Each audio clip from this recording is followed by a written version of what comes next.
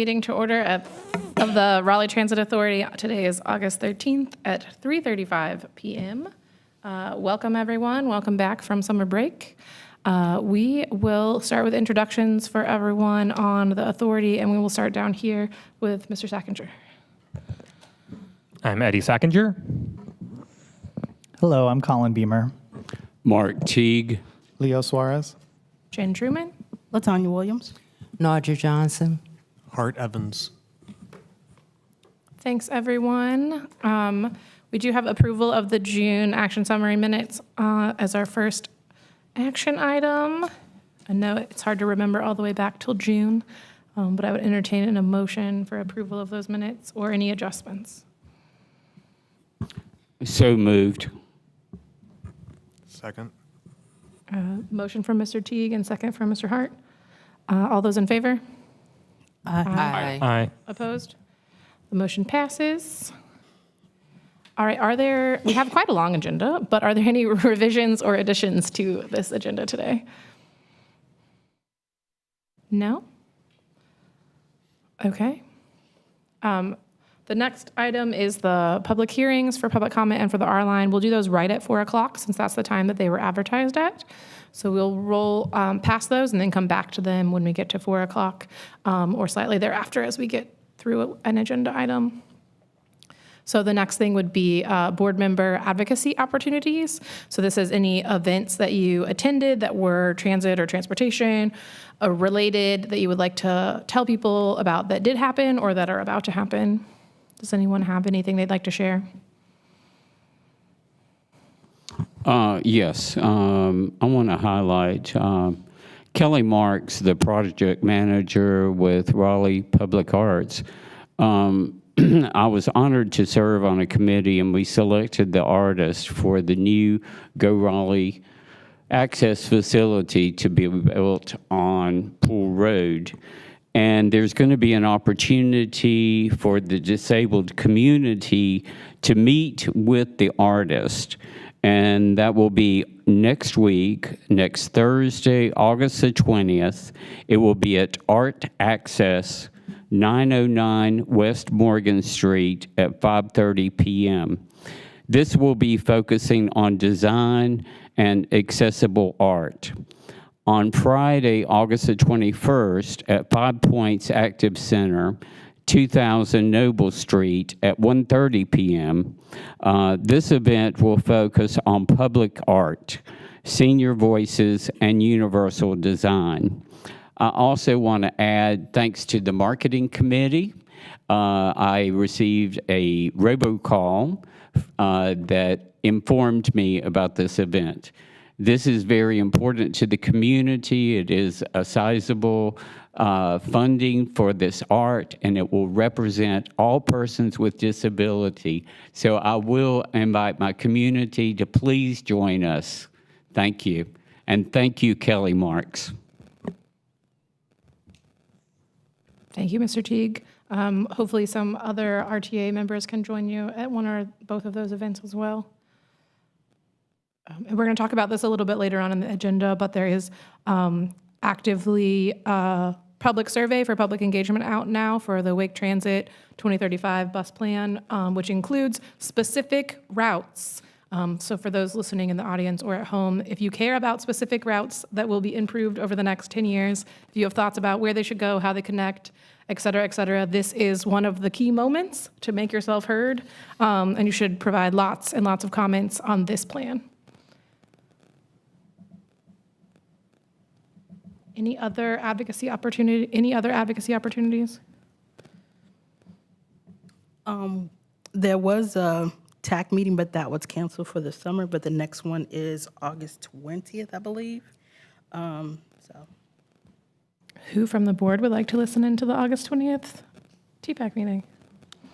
I can listen to that. Actually, the TPAC is on August 27. August 27th, yeah. Okay. And there's a project development subcommittee meeting on the 25th. We'll have those listed on our annual Friday updates. Regular Friday. Would anyone like to cover, so Ms. Williams will cover the 27th one, listening in to see if there's anything that the RTA needs to comment on or address. Yes, Anyone I like can to do cover that. the 25th? Not everybody at once. Where is it located at? Well, both can be listened to virtually. The TPAC meeting is in person, but you can log in and listen to it virtually. And that is at what time? TPAC, I believe it starts at 9:30 in the morning, and the PD subcommittee, which gets into a little bit more weeds. You're welcome to attend those, listen in if you want. I believe that one starts at 1:30. Are you volunteering, Ms. Johnson? Yes. Thank you. And I can send you the link if you don't have it. All right, thank you. Other items? Yes, Madam Chair, apologies for my delay. microphone. Could you please repeat to me the time and date of the TPAC meeting? I'll get Mr. Walker to do that because I'll say it wrong. Yeah, TPAC is on August 27th at 9:30 a.m. They do meet in person, but if you just wanted to listen, there's a link on the Campo website that you can log in via WebEx. And then similarly, on the PD subcommittee, they will meet on that Tuesday, the 25th at 1:30. And that is all virtual. There's no in-person meeting for that one. Okay, I'll attend. And we'll have those on our Friday updates as well. Yeah, if y'all could include the link to the WebEx meeting since they're out now, that'd be super helpful for us. Appreciate it. All right, we will roll into the first staff information item then, because we are not yet at 4 o'clock, which is an update on the 5310 call for projects.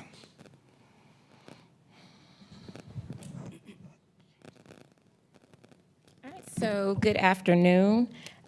You will not have the pleasure of me presenting this afternoon, but I would like to introduce Ann Steely, the owner and chief operating officer of Planning Communities LLC, which is a women-owned firm specializing in transportation and community planning. So welcome, Ann.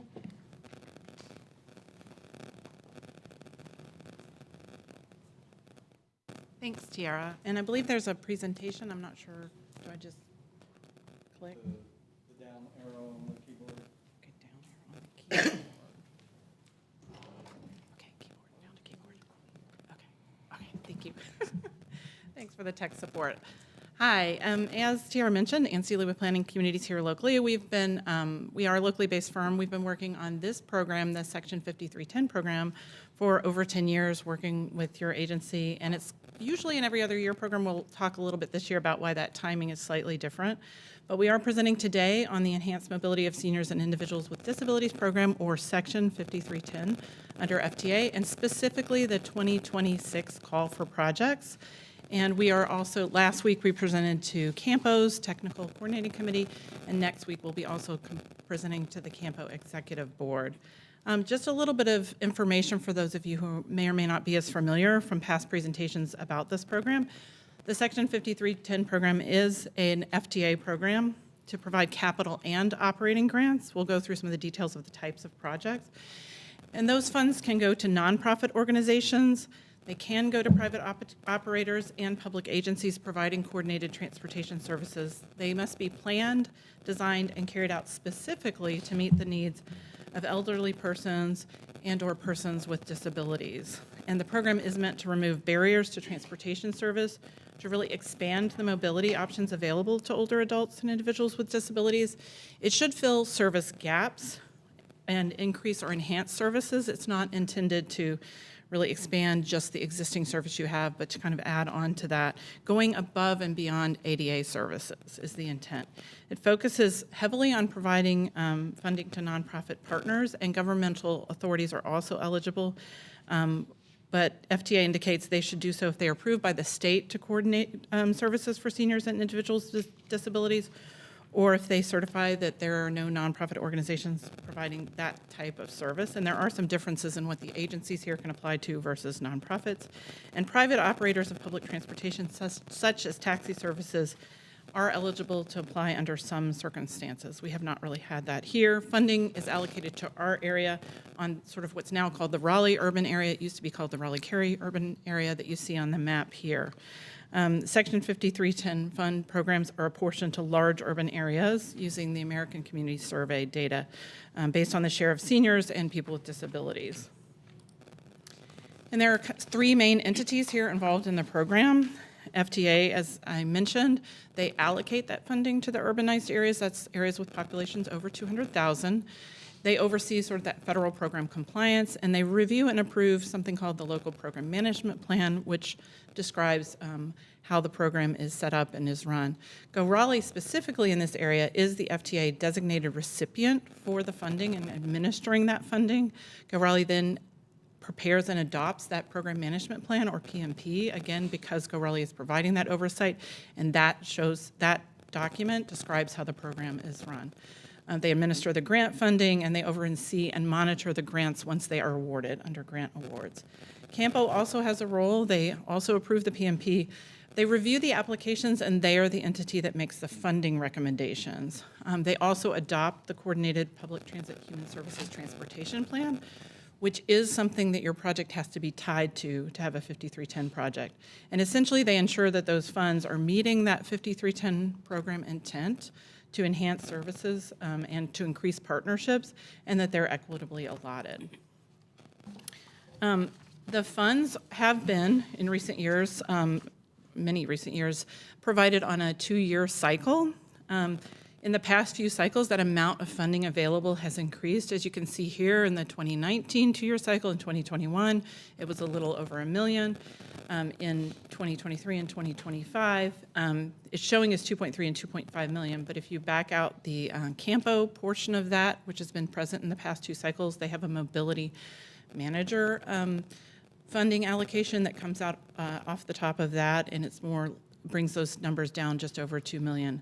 The current cycle has about 2.2 million available, and taking out that Campo portion, and then you have a 10% Go Raleigh Grants Administration. So the funding comes out of that total pool, but there's usually adequate funding for the applications that come in. They usually line up fairly closely. We haven't had a lot of cycles where we were well above or well below that amount. But we have in a few cases. Some of the examples of past projects that have received funding include volunteer driver programs, travel training programs, agencies purchasing paratransit vehicles to extend service, mobility management programs, and trip coordination programs. And this year's cycle, applications are accepted August 17th through September 14th. And there's a web link up here where those will be made available. The site currently has some program information on it, sort of a pre-launch, and there's been notifications sent out previously, but it will be launched fully on August 17th. Applications are accepted via electronic submission. The awards will be made in January 2027, but the timing of this cycle, those grant fundings will still be made available on October 1st, 2027. So the actual cycle for grant recipients has not changed in this funding cycle. The call has been moved up so that those FTA funds can be obligated in a proper time frame. The types of projects that are Section 5310 eligible fall into 2 categories, 2 named categories: traditional capital projects and non-traditional projects. Traditional capital projects must be awarded at least 55% of those grant funds that are allocated by the agencies, and non-traditional projects can be awarded up to 45%. Traditional capital projects include some things that you would think of as capital: rolling stock and vehicle procurement, rehab, equipment and technology, passenger facilities and amenities. But the capital is in quotes because a big part of what we see in applications, including with the partners, is that mobility management and coordination programs are considered or deemed by FTA to be eligible as capital projects, which helps us meet that funding minimum. And non-traditional projects are those that reduce barriers to transportation services and expand mobility options, exceed ADA requirements. So there are actually some non-traditional capital, and there are some operating ones as well. Voucher, volunteer driver, and taxi programs fall into that category. And capital expenditures are for vehicles are restricted to agency purchases in our area due to lien requirements on vehicles from FTA. The call for projects outreach this year, I just want to highlight that a little bit because Go Raleigh in particular and Campo as well has really been working to expand the awareness of this program, to expand that coordinated planning process and those partnerships. And so I would note that the notification list has grown from about 200 the last cycle through to more than 340 nonprofit, agency, and private providers. And we sent out email notices. There'll be another round of notices when the call launches. There was a webinar this past Monday on August 10th that was really well attended versus past webinars. It's really increased that participation. And we're offering office hours this year. So this is an opportunity for folks to schedule a time like you would schedule on a kind of a booking calendar, schedule a half an hour and get technical assistance twice a week during the application window on Tuesdays and Fridays. And hoping that that will both help applicants in their applications to the program and improve the quality of applications and the projects that Go Raleigh is administering. Again, I mentioned the increased stakeholder list, the office hours. There's 7 scheduled dates. We're also having a drop-in session in case somebody hasn't scheduled something, but they just want to drop in and ask their questions that first week in September. And there will be a new applicant resource toolkit that's going to be made available on the website. There's many more examples of the templates and forms that are required not only for application, but for post-award for Go Raleigh to be able to administer the program. And we provide resource links as well. And so folks have sort of a one-stop shop to help them put together a better application and a quality application. We also were able to be fortunate to have a video interview with Triangle Disability and Autism Services, who has an amazing program. I really encourage you to watch the video. We very much appreciate the time that they donated to participating in the video. And that video talks a lot about their experience, their program, and it's available both through snippets that are included in the webinar, which is going to be made available on the website, and through just the full video, about 10 minutes of them talking about their program. Schedule and key dates, just to hit on this. As I mentioned, we're here this week. Next week, we're at the Campo Executive Board. The call for projects will open on Monday the 17th. There will be a subcommittee that Capital Area MPO sets up through their TCC to review the applications. There are evaluation criteria that they apply in that review, and then we facilitate a meeting for them to help select and recommend those awards for the November TCC and the November Executive Board to recommend those awards, and then they get final approval in January 2027. So that's it for our presentation, and if there are any questions, we can welcome those as well. Go ahead, Ms. Williams. So I noticed that you said the notifications and communications has gone out via email and your website, but what about social media? There have been social media notices. I'm not sure all of the channels that they're posted on with the city. Facebook page, Instagram page as well. Those are the 2 social media meetings that we use this year. I'm supposed to save the date so you can attend the webinar, and then if you just want additional information, and Canva posted on their social media. Right. Are we posting it on like Go Raleigh side? That is on Go Raleigh side. Okay, I didn't. Both. Okay. Go Raleigh and Campo and staff really worked. They had to save the date even before the announcements we sent out. So there's been like early notification, and then we sent out one prior notification. And there'll be another notification, including both web and social media updates for the call that will, I think, go out early Monday. I guess during this open time, I would say continue to do that so you can get more, so I can continue to filter in people's For You page, because sometimes not everyone may not be registered to the sites. So kind of keep that out there. And then kind of make it interesting, because if somebody just says 5310, this average person might not know what that is, especially for new agencies popping up and organizations. So just something to think about. And that's, we use the language older adults in this area rather than seniors, which is an FTA's program. And we, the video in particular really makes it accessible so folks can, who may be intimidated by like how this program is structured, they can see a very accessible story about, you know, how a program actually operates. So that is, the goal of this year is to really make things very supportive for applicants and really expand that reach. So those are good suggestions. Okay. Thank you. Thank you. Madam Mr. Chair. Teague? Yes, I will add that I did see social media. It was out there, and of course, I'm very aware of the whole thing. And thank you. There was a lot more outreach that I'm seeing in the past.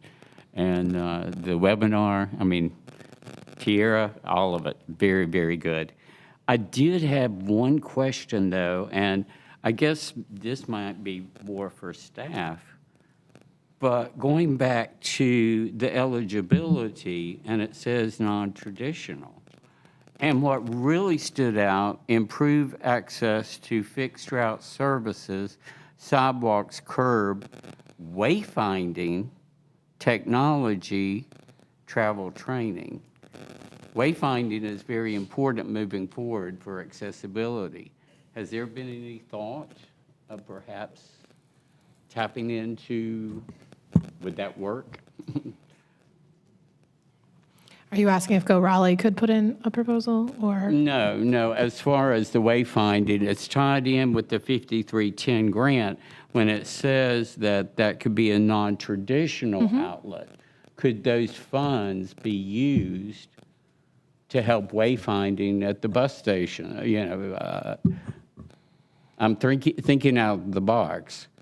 And that stood out to me, that wayfinding, and I've made several requests in the new municipal building to have wayfinding so that persons can access buildings easier.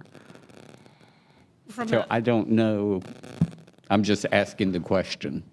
Would that be an option? So for the city to use the funds, we would have to submit our own application for a specific project such as that. I don't know that we've thought about doing that, but it's certainly something that we can consider. So. Thank you. But so a nonprofit could submit a project in line with those? Yeah. Okay. Nonprofits could as well. The thing that has been, the only challenge in recent years around funding has been the non-traditional traditional split is just You get more non-traditional because you're capped applications? on the non-traditional, if too much floats up on that side, you get, even if, for example, your applications did not reach the 2 million, or whatever it is this year, and you only had 1.6 million in applications, if that wasn't 55% capital, you'd have to cut it down even a little further. You have to keep the 55-45 You no have to matter keep what. 55 minimum. But those are potentially eligible activities, and both the city as, Go Raleigh as an agency or the other agencies and nonprofits are potential eligible applicants as well. Gotcha. Quick question. Could the funds be reprogrammed or transferred through city proposal? Don't know the answer. I think we would have to follow up on that question. What, can you just articulate that a little bit more? Reprogramming, moving funds from reprogramming, moving funds that may be available under your traditional, or from your traditional to your non-traditional. Could the funds be either reprogrammed or transferred under, I'm thinking that that's a project that's already going forward as a phase? My understanding would be that once you have the, what's called POP, Program of Projects, and Campo approves those, and they have detailed spreadsheets with what everyone has put in as their traditional capital or their non-traditional, and again, they have to also segregate capital and operating costs as well, so there's kind of two different dimensions, that once that's put in, I'm not sure how much, have you ever had, Siobhan, any changes in that percentage allocation after the Program of Projects? I don't believe we've seen that once those are set, and there would, I don't know if there would be a process for it, but if there was, you'd have to watch that 55-45. Got you. I Split. think I'm going to say that probably what is of interest to the authority from what I'm hearing is that there may be things that we would like to do that could be funded with submitting a Go Raleigh 5310 application that we should probably have a discussion with staff sooner rather than later about. We would just have to make sure we had the local funding to match. And right now, our budget is already pretty tight. So anything extra, such as things you're talking about aren't currently programmed to have additional funds to do that, but we can certainly take a look at our budget and see what it looks like and if something like that might I think it would be nice to possible. see if there's anything that is in our budget we're planning to do that would qualify, and therefore those funds could stretch. That's, I think, what we're trying to ask. But we will defer to staff and perhaps take that up in finance and policy. And remember, too, you're looking at your budget as of October 1st, 2027. So Go Apex asked not exactly a similar question, but about identifying sort of, where they were in their commitment to those funds that will be in that next budget That's true. year. The So just be October mindful of that. 2027 budget hasn't been approved or locked in yet. Oh, that's a good reminder. Thank you. I think, Mr. Beamer, you had a question. Oh, yes, thank you. One last question for you. You mentioned the evaluation period after applicants submit their applications, and it sounds like there's a lot of resources, especially this year, to engage and get feedback as help folks through that process. Can you talk through and give a few examples of like what good project applications look like? Some of the features that you all would be looking for, or Campo would be looking for to. Yeah. And how you would coach, a given organization through submitting a successful I can mention application. some, and then if staff want to weigh in as well, because there's both the application itself and then the program administration. But the evaluation criteria try to mimic, what you're looking for when someone is actually operating the project. So the first is, do you have a quality eligible project? Does it meet one of those categories? First and foremost as well, is it a need indicated or identified in the Coordinated Human Services Transportation Plan? That's a requirement. That's sort of a yes-no requirement. And so once you have a project that is eligible and you've defined that you're serving the eligible populations, from there you look for things like the organization's capacity financially and administratively. So there are questions about, do they have staff who've worked in transportation? Have they worked on federal grants? What is their financials, the financial system and all of that? So there are evaluation criteria around that, and diving into a lot of detail of, how do they assess trip eligibility and that their program is serving as it needs, and do they have performance criteria planned for the project if it's new or existing for an existing program that assess, ridership and the return on what they're doing in terms of who are they serving and how are they serving. So do they have established performance metrics, and how will they have documentation for that? Anything else that Siobhan or Terry you'd want to add in terms? That's one of the things that the application resource toolkit will be really good and to point people to, because it will give them somewhat of a preview of like, these are the types of things that you'll need, not just in the application, but post-award, so that there's that preparedness. And then the scoring committee kind of reviews some of that. There's also a small piece in there for past performance. So positive or challenges in past performances of an organization would come into play in the evaluation criteria. It's where we have one opportunity for negative points as well. And then Campo applies those criteria against the applications that they receive. So I think the office hours would be a good thing to point to, the application resource toolkit and the video, because there are some discussions. Triangle Disability and Autism Services has been applying since well before this was labeled Section 5310. They've been applying, I think, for 20 years for this type of category of funding. And so they share some of how they set things up and how they do their documentation that will help someone in thinking about readiness to apply. Thank you so much. Yeah, definitely appreciate all the resources. I'm going to do a quick check for more questions. I just have one, which is, can we make sure that we get a message to the Wake County Continuum of Care? I think their next meeting is on the 24th. So I'm sure that there are a lot of member organizations of the Continuum that have programs that could qualify. Whether they're interested or not, I don't know, but it would be nice to make sure that we reach out to them if y'all can't be there to present, at least to make sure they have all the information. Sure, and we'll mention that to Campo as well, because they're doing a lot of outreach with these entities, Sarah Keach and Taylor Cookie.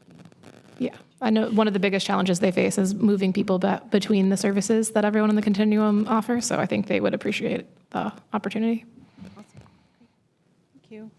Thank you. We have hit 4 o'clock, so we're going to do the public hearings. I'm going to call.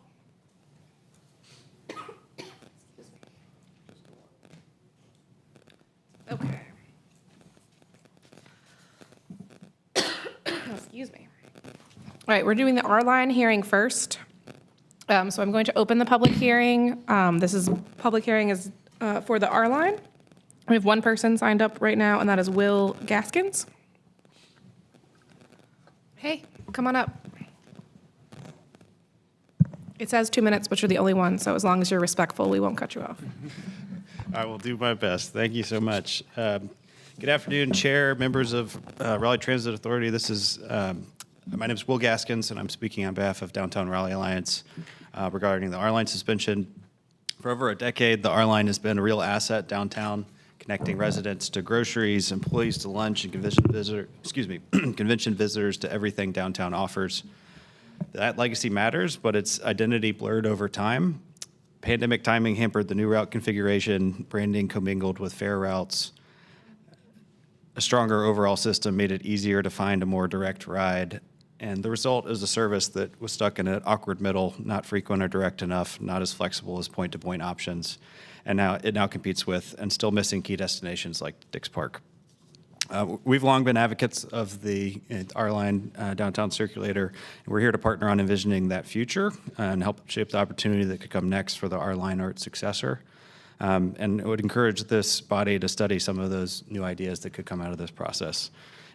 First, just to highlight a couple of ideas that we've been helping to have conversations around over the past year and a half.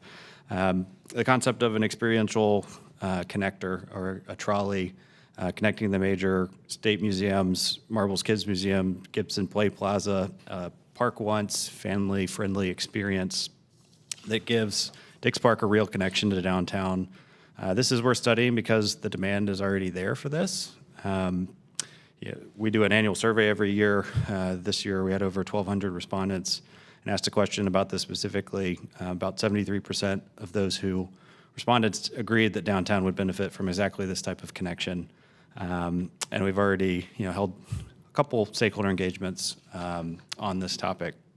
Second, I want to draw attention to an idea that's a little less out there, which is a park and ride shuttle addressing service employee parking in Glenwood South. That deserves study because it solves a real workforce challenge that exists today. Restaurant and bar staff really struggle with the limited public parking availability, expensive ticketing, and overall affordability of private lot access. It's a part of downtown that is not currently covered by the parking decks that the rest of downtown is covered by. And the R-Line is currently serving a little bit of that need within that space. Importantly, neither of those concepts needs to run Monday through Sunday, like an R-Line. So it could be both more targeted, size to demand, and with lighter operating costs and a clearer purpose. And I welcome the chance to be part of this conversation as that moves forward. Thank you. Thank you. Definitely appreciate you coming, and we do have many plans to include DRA and other stakeholders in the conversation as we continue. Do we have someone else come in? Yes, feel free to come up and just let us know your name as you do so. Mary Lou Einloth, E-I-N-L-O-T-H. Awesome, thank you. And I've lived in downtown Raleigh since 2008. Get up to the speaker and we'll hear you better. I've lived in downtown Raleigh since 2008, and my husband and I love it. I think we're the only old people who live downtown. But we took the R-Line mainly to go to, when I would do my shopping at Publix, there was a great stop there, so now I have to find another stop. But we noticed that hardly anybody else used it, so at least the times we used it, I would use it once a week only to shopping. My husband would use it because he doesn't walk a lot, a couple other times. But I wanted to thank you for having that there for us, and I don't have any good suggestions of how to bring it back or how to get people out of their cars in Raleigh. So thank you very much. Thank you very much. We do have some lovely staff here who's happy to help you also identify a good route for you off mic, so you don't have to tell anyone any details about where you live, if you'd like to do that before you leave today. I guess, Mr. Suarez, I'm going to let you say anything you'd like to say to the public commenters, because I believe that's the end of let me close the hearing. Any other? We have written ones. I was going to forget that. Thank you, Mr. Walker. We do have two written public comments that were received about the R-line suspension. So I'd like to acknowledge those. One of them is very long, so I'm going to summarize it. The other one is quite short. So the first comment says that suspending the R-line due to low ridership is a great idea. As a former resident of Glenwood South, they've seen many empty R-line buses. And the second is from a veteran and taxpayer who would like us to consider the R-line being repurposed to serve a dedicated route to the VA in Garner, with some other details about why that is, because it's very difficult to access for them personally and for those that they know that are trying to get to the VA in Garner. So those were received in writing, and just wanted to acknowledge them out loud as well as part of the public hearing. Was there anyone else in the room that wanted to speak on the R-line? Okay, I'm going to close the public hearing for the R-line, and if anyone on the board, but we'll start with Mr. Suarez, wanted to add any comments about where we're headed? No, nothing major. I think this is the right next step, and we'll continue to take feedback. I think feedback will be very important into what the future of some downtown mobility solution thing we have. So for anyone listening in the room or on video, stay engaged. There'll be more, and we'll drive it through this committee and this body in the future.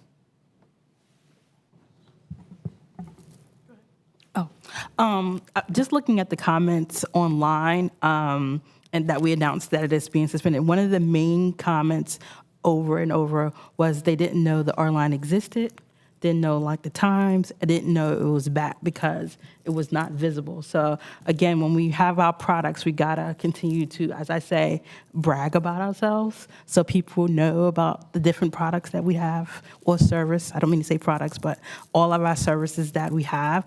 So it's probably something to think about. I know the 9 runs downtown, so maybe we need to make a post to say what replaced the R-line, to kind of like a digital map to say, hey, you still can go to these same places.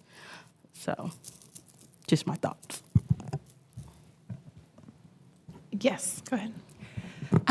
There has been questions before about increasing or improving access to VA Garner, and I just wanted to know what is the process for evaluating the feasibility of increasing that service, which is a follow-up to the question that was asked.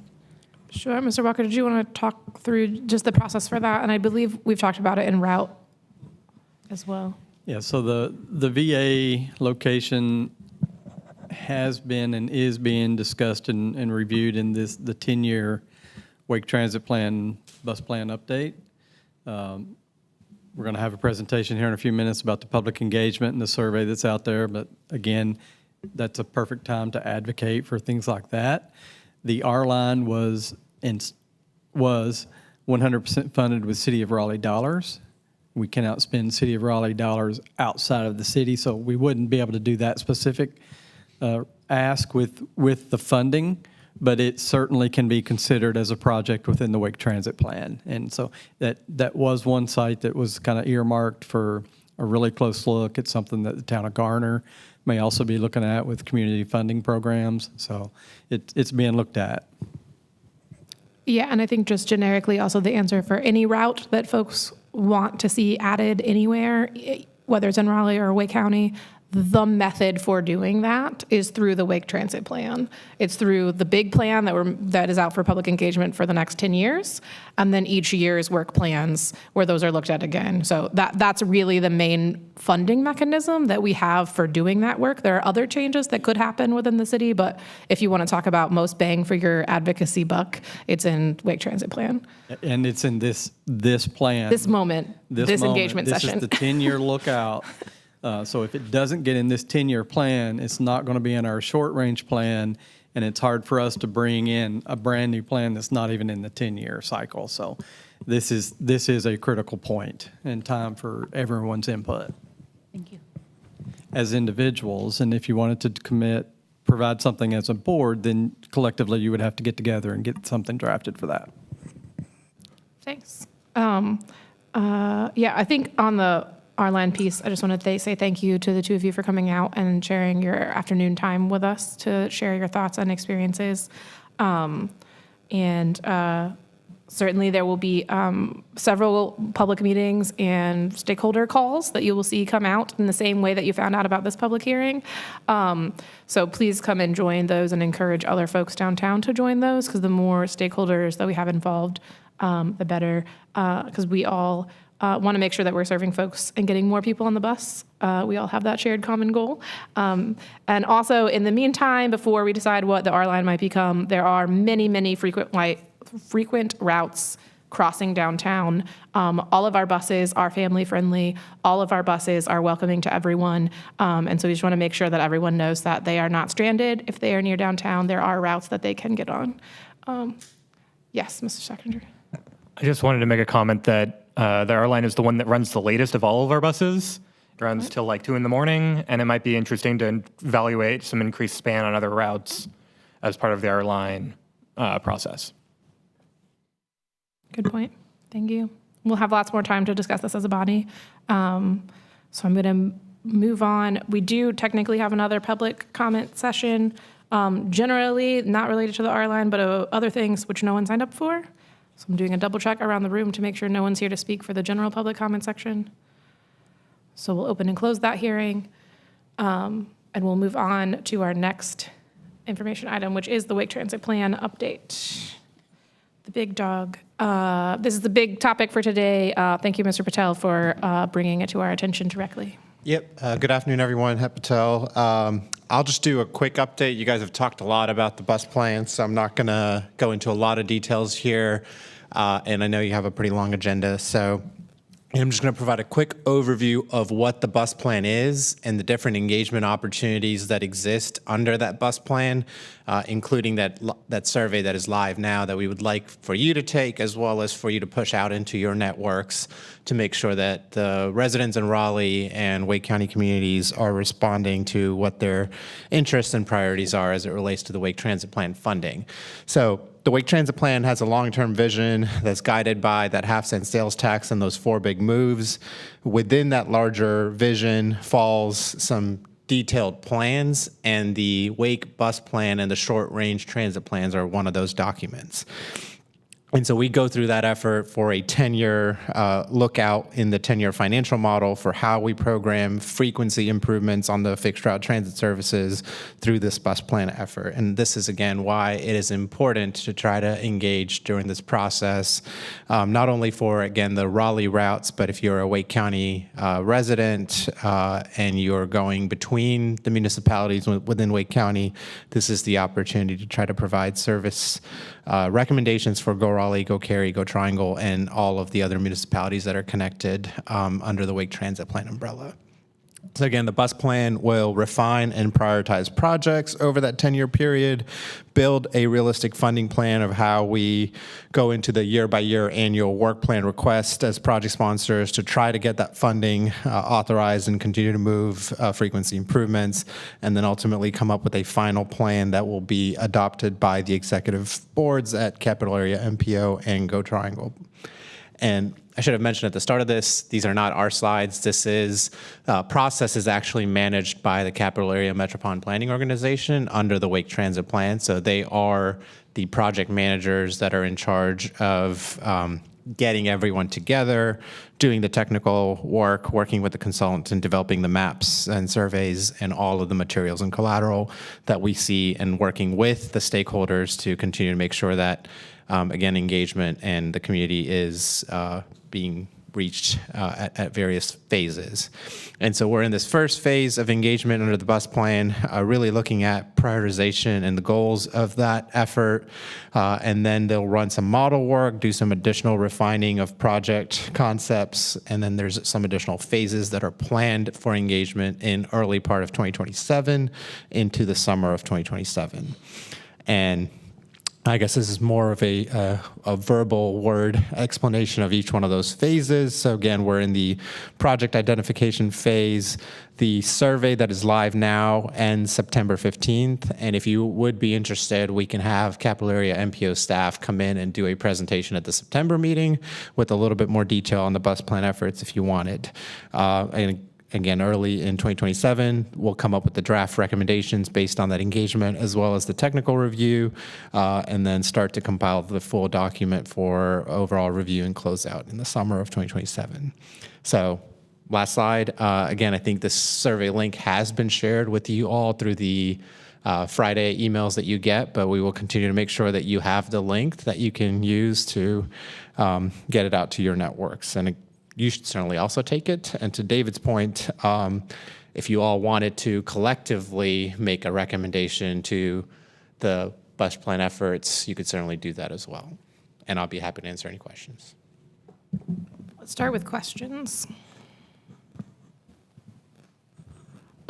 Yes, Mr. Patel. I attempted to do the survey, but unfortunately, a lot of the things require someone to be able to see colors, which I can't. So, you know, in the future, if comments could be made, that thoughts on accessibility. And my question is, so with that, the access program is not included in the plans for the future? The access program really would be included as part of the overall fixed route services improvements, because wherever we are making fixed route improvements, we have to provide ADA access service in that area, right? So through our Federal Transit Administration funding, we do, as we make enhancements to our route services, if we make new routes, we are expanding our access coverage as well when we do that. Okay. So it's just studying the routes. It's not really, you know, studying the fixed route service area. I mean, one of the challenges is, you know, the constraints we have of not being able to carry. And, you know, that's part of Wake County, you know, and I do understand, you know, that Cary has its own programs. But one of the problems is that boundary between Raleigh and Cary. Yep, that is a good point. I know we will have a BRT service that will eventually, in our own services, from an operating perspective, extend into municipal boundaries. And so that will likely open up our responsibilities for serving areas of those corridors. I don't know if you have anything to add. Yeah, I'll just say that, you know, Go Triangle does have service that runs through Raleigh and Cary. Right. They have ADA complimentary paratransit just as they're required to, so you can have a one-seat ride from Raleigh into Cary via the Go Triangle ADA program. But Go Raleigh is the best. I won't argue that point. But there is access available to get from Raleigh to Cary. I think it's a good note. I was just going to add, we will take the comment about the survey accessibility and get that back to the Capital Area Metropolitan Planning Organization and the consultants to see if there's an opportunity to either change the colors on the existing survey to do anything, or if there's a way to do a printed version of something as well that could be allowed to be submitted. And the last thing I'll add is that the paratransit is not studied specifically, but the paratransit program grows with the fixed route program because that's the way the program is set. There is additional funding set up through the Wake Transit Plan for the ADA program. So each year, you know, whatever funding we receive through Wake Transit for the fixed route operations, we can draw down an additional 15% of that total that is specifically dedicated to support the ADA program. So the Wake Transit Plan does support the access program. Thank you. Other questions about the Wake Transit Plan bus update? I think just a quick thing that I noticed about the survey, and I kind of heard it was like, what are they asking us about this time?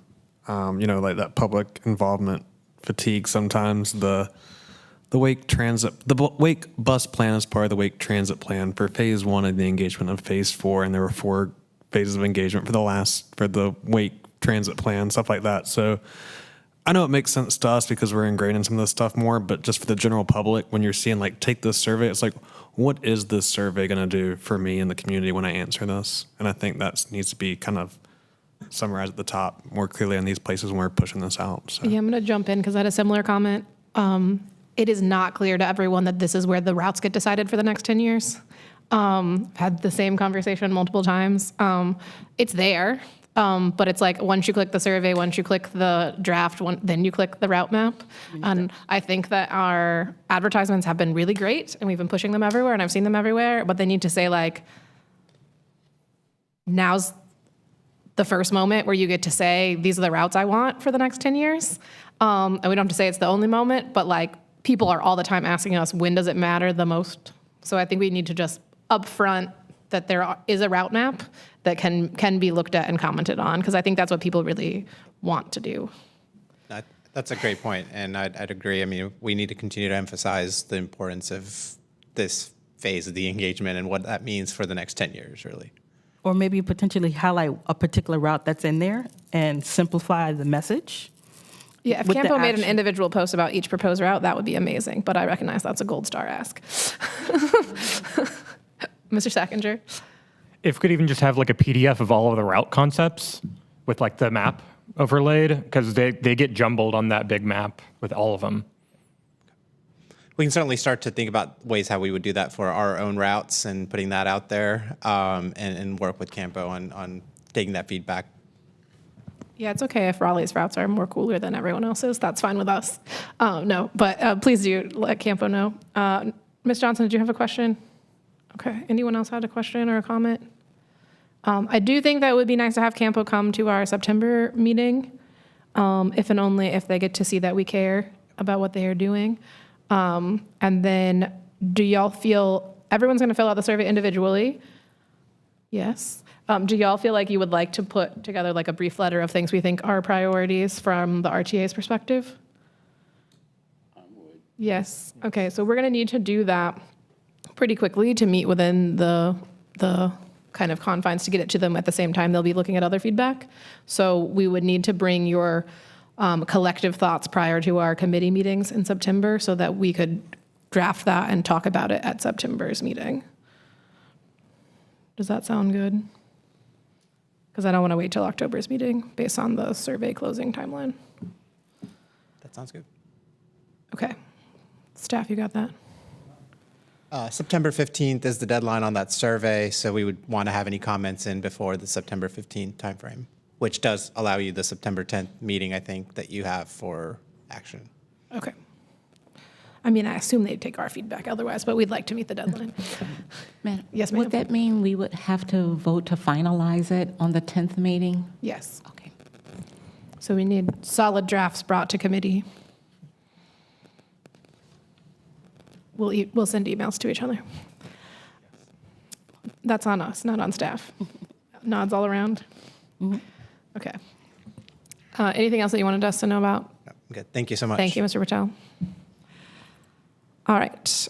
We had the question from the board about how we could get our contact information available to the public in a way that kept all of our contact information safe. I think Ms. Epstein is going to tell us our options. Thank you. Good afternoon. Andrea Epstein. So for some background, RTA members have reached out to staff and asked us to research the possibility of a public email account for the board, similar to what other boards and commissions have currently. Where you can find this information for board is on the board and commission pages. For RTA, it would be on your landing page. I have an example on the side. I'm not sure if you can see it very well, but it has a section under your information page that says questions and then to email the board. And currently, residents email goraleigh@raleighnc.gov, which is overseen by staff. It does not go to the board. And it's not necessarily questions just for the board either. It's our general email account. So the The option we have come up with through research is an RTA member distribution email list, and this would mean you would receive individual emails to the email account you gave us, so it would be a hidden account, and your account name would most likely be transit.authority@raleighnc.gov. But again, you would individually receive the email. Staff would also monitor your account. It is important for you all to know if you go this route with a distribution email list through the city, all of your emails received would be public records, subject to public records requests, both your responses and what you receive. That's all I have. Is that everything? Yes, thank you. Are you saying all of our emails or just that would come through? Yeah, that would come through Raleigh. So your Okay. interaction with the Okay. public becomes, yes. My understanding is that's already the case, even if we're using our personal emails. If we're discussing RTA business, we're subject to public record, just as a reminder to everyone. This would just be the way that we don't have our personal email addresses public for everyone to email us directly. And I don't think you currently do you? No, not anymore. Okay. But do we respond as that address? The person, the receiver doesn't know who it came from specifically, The just way it works that? for every other Yeah. board is that you respond from your personal. From your personal, right? Yeah. Okay, yeah. But it only happens when you respond instead of existing out there. I guess the question would, what should we respond? Like, do we just want to get the information and talk about it, and just not respond? Because I know if we respond or three or more, that's automatically a quorum. So I don't. We wouldn't, I think we would need like a policy of how do you respond to this? Well, who should respond?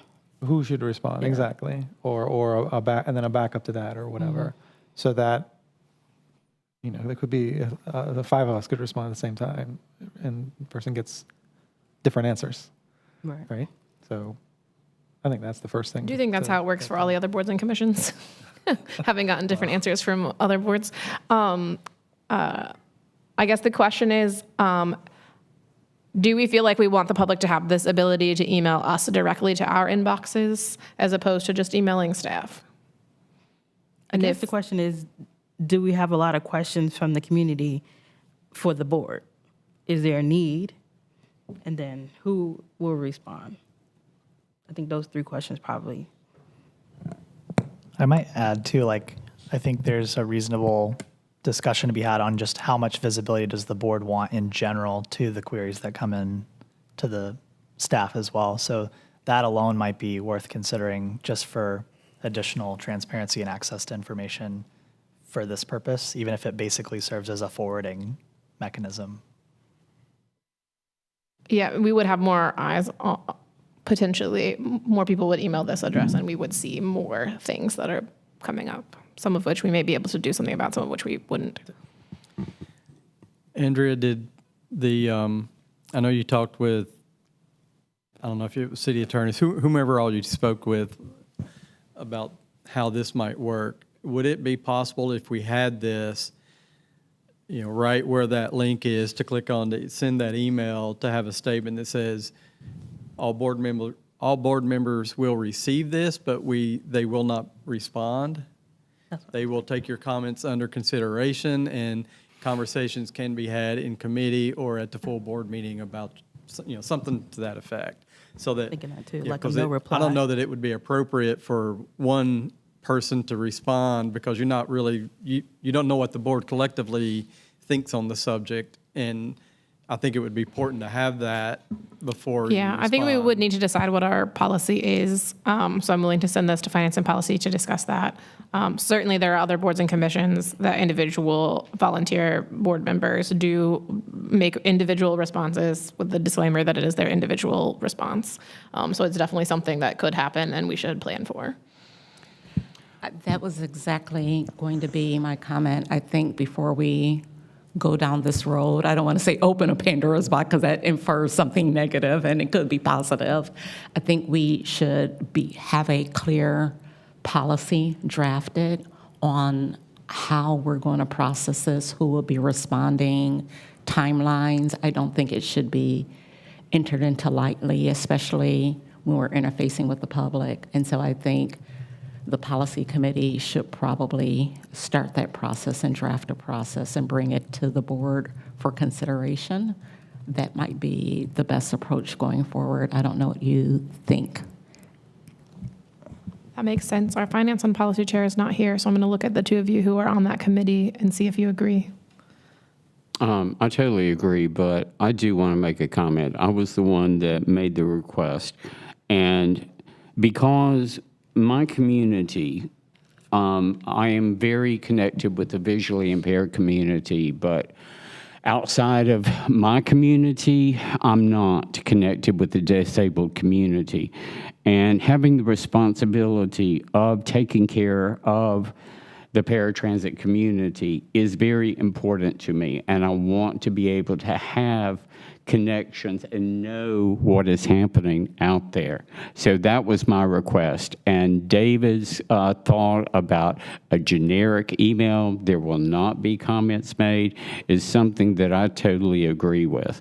But I do think communication is key in all aspects. We need to be able to hear from our community. And for me particularly, I need to hear from the disabled community. Thank you. Yeah, I definitely agree. I think having a clearer path where people know how to get in touch with us that doesn't involve having to take time off work and come stand in this room is really important. I definitely agree with the no reply. Like, we get the information, thank you, and leave it at that, because as the board constantly changes, that reduces the requirement for a particular person to respond or anything like that. So, yeah. And would this help with a distribution list when you guys send us stuff versus like trying to figure out each person's name, and this can be Yeah, you guys into could there? just email this email address to Mr. Sackinger. I mean, I'd be okay with just surfacing some emails from the Go Raleigh email address, like in our weekly roundup, of like a pulse on what's happening on the Go Raleigh email address to staff, to try and understand just how the sentiment is changing from week to week and what's going on. Well, and my other question was just like, we can't have like view access to something, right? Without it coming to our email, like we could log in to see something and see just, I mean, it opens up that level of transparency. So That sounds like something that wouldn't happen. But look at staff and confirm. I think, would it be possible to get an understanding of how many relevant items to the board, as opposed to like, hey, my bus didn't come, kind of emails come into that email address? We currently receive about 75 emails a week through that, and it's a missed stop, or it's a nice note about operators, or it's a trip that they want on Access and they've emailed us instead of Access.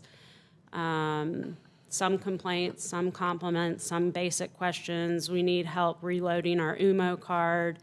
If we do get anything addressed to the board, we send it through, and probably in the last couple of years, I've maybe received one or two.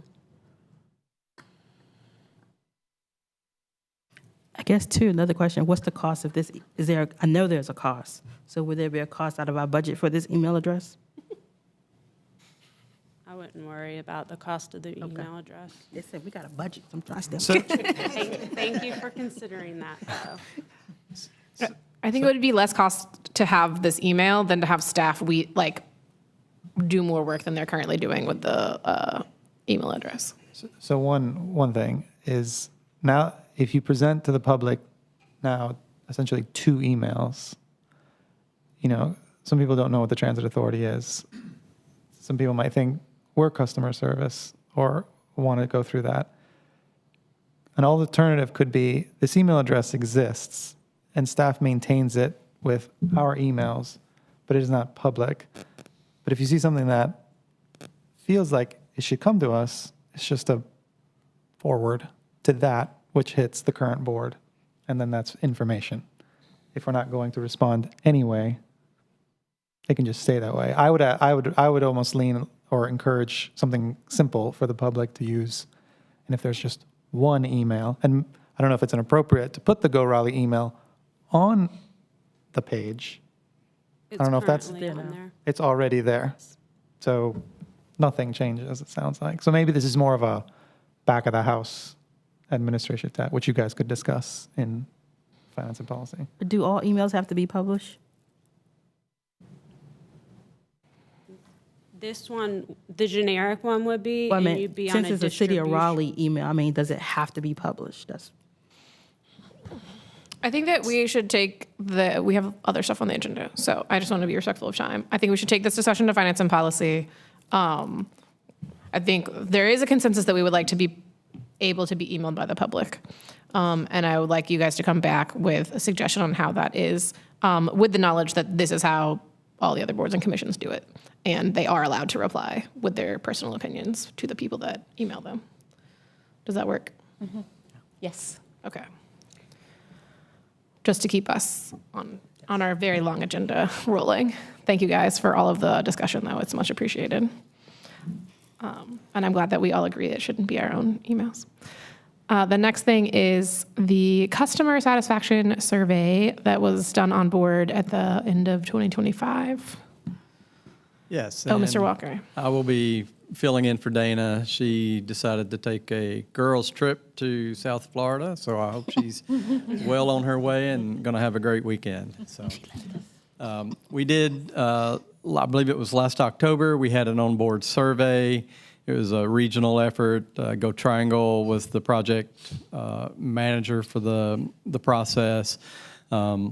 These things always take a while to come back because they use a lot of statisticians to research and make sure we've got the questions down appropriately, and then once the surveys are done, to compile the data and put these reports together. So we received this at some point in June. I believe it was presented at maybe the TPAC in June also. So we wanted to make sure and bring it to the full board. So I will go through this probably rather quickly. We did upload the full document this afternoon. It wasn't originally part of the packet, so if you pulled the packet earlier this week, you would not see this, but this has been added onto the packet in eScribe. So if you want to read the full document, it's there now. I'll go ahead to the next slide and talk about the survey methodology. The survey was conducted across all routes at random times to ensure we got a good distribution of trips throughout the day and to ensure we got good demographics. At the end of the day, we oversampled. Their goal was to get about 1,670 completed surveys, and we ended up with almost 1,800, so about 150 more than we were programmed to do. The results are statistically valid at a plus or minus 2% margin, and the margin of error and confidence level on this survey is 95%. So it's a pretty high level of confidence for the data that we received. Next slide. All right, so what the bars show are the current survey is the first one on the bar chart. It looks, I guess, bright orange or red. And it shows that we have similar numbers to our previous years, where almost 60% of our ridership is male compared to 35% female. The female ridership percentage has been dropping over the last few years. So that's a little bit different. And then the non-binary number has risen a little bit over the last several years. On the right side is the age distribution, and it's a pretty standard curve that you would expect, with about 10% senior citizens. The highest ridership population number was the 25 to 34 group with 23%. That's actually down a little bit from the first couple of surveys that we did, but it's up 3% from the most recent one in 2023. Next slide. Race and ethnicity.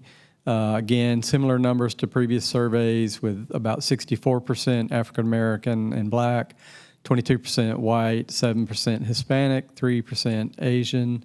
And again, pretty consistent numbers there over the last 3 to 4 surveys that we've done. And the income, I think this, well, no, it wasn't. So 51% make less than 15,000 household income, and the 15 to 25,000 percentage was 23%. So about 74% of our ridership are making less than 25,000 household income. So that's a pretty significant number that you'll see that sort of ties in with some of the additional slides we'll show.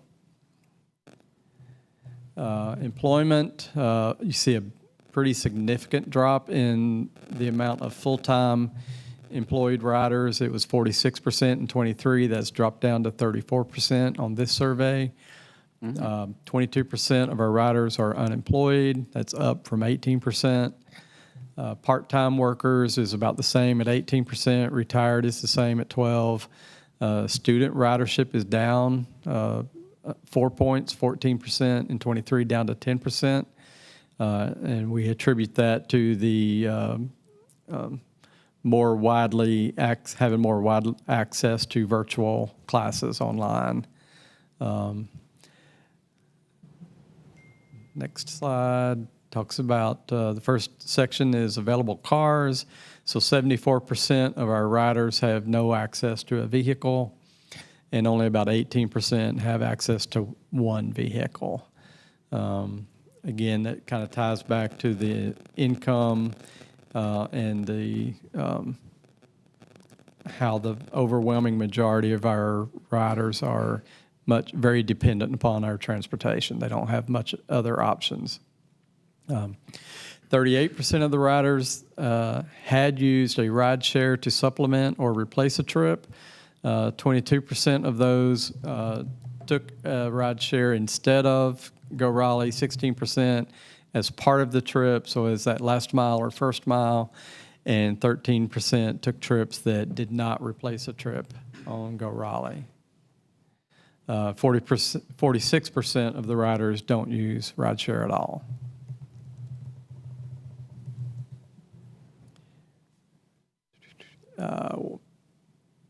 This is talks about how many different systems are used throughout our region. So 66% only use Go Raleigh. 16% use 2 systems. So that could be Go Raleigh and Go Triangle. It could be Go Raleigh and Go Cary, or potentially Go Raleigh and Go Durham if they connect up at Briar Creek area. Another 10% use 3 systems, and 4 or more would be 7%. So there are riders who have to use 4 different agencies throughout some of their commutes. Trip purposes, 57% of the trips are for work, 13% for shopping, 10% school, and you can see the percentage there for rec, medical, dental, and other. The right side of the chart talks about how often, the frequency, number of days per week they use our service.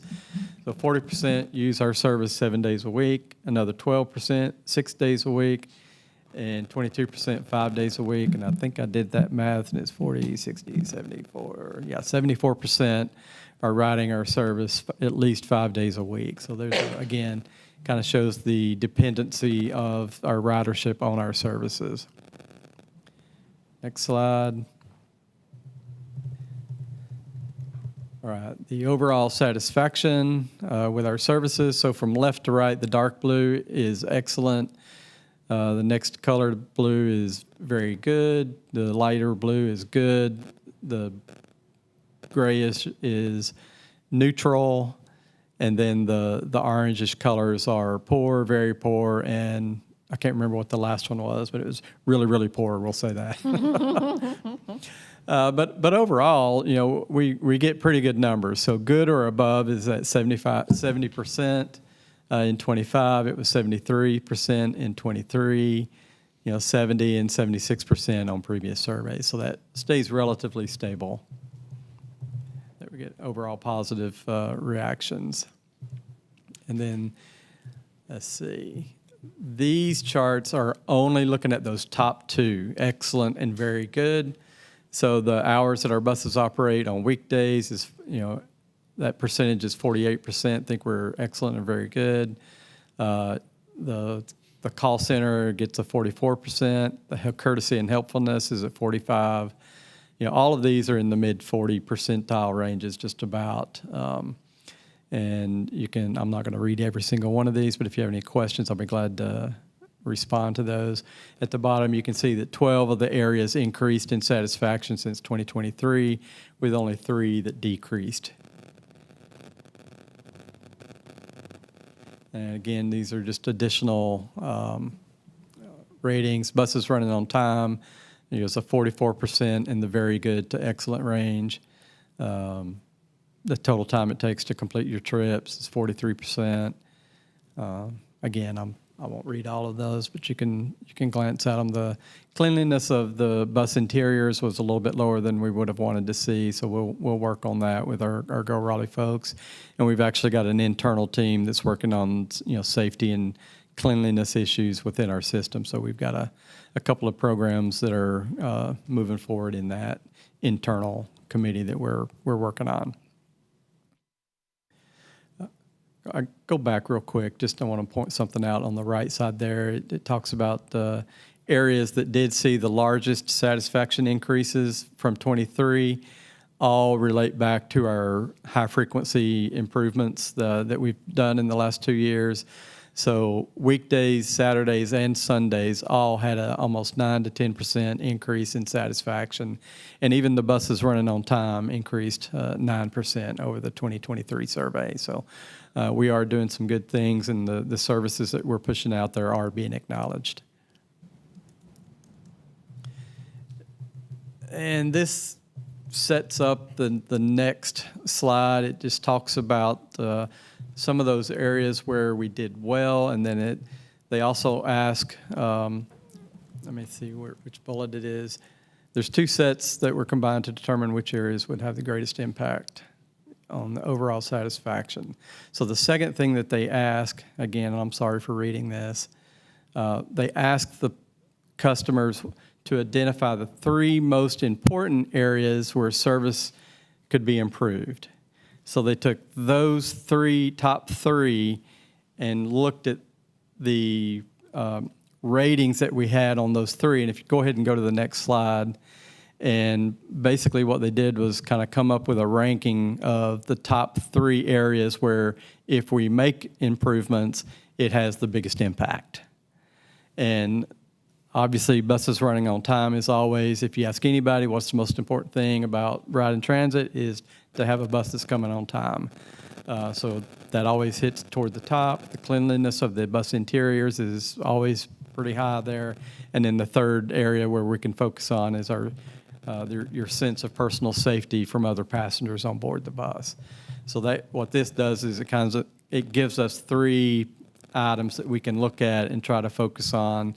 And we've already got route committee pinging us on a pretty regular basis about our on-time performance. Thank you, LaTanya. We've got our internal team that's looking at the bus cleanliness issue, and we're also obviously looking at that safety issue from a lot of different directions. So, next slide just kind of sums up that we have a very diverse base of riders. We serve a very low-income population. Our overall satisfaction has remained relatively stable since the 2018 survey, and we typically have increased in 12 out of the 15 areas since 2023.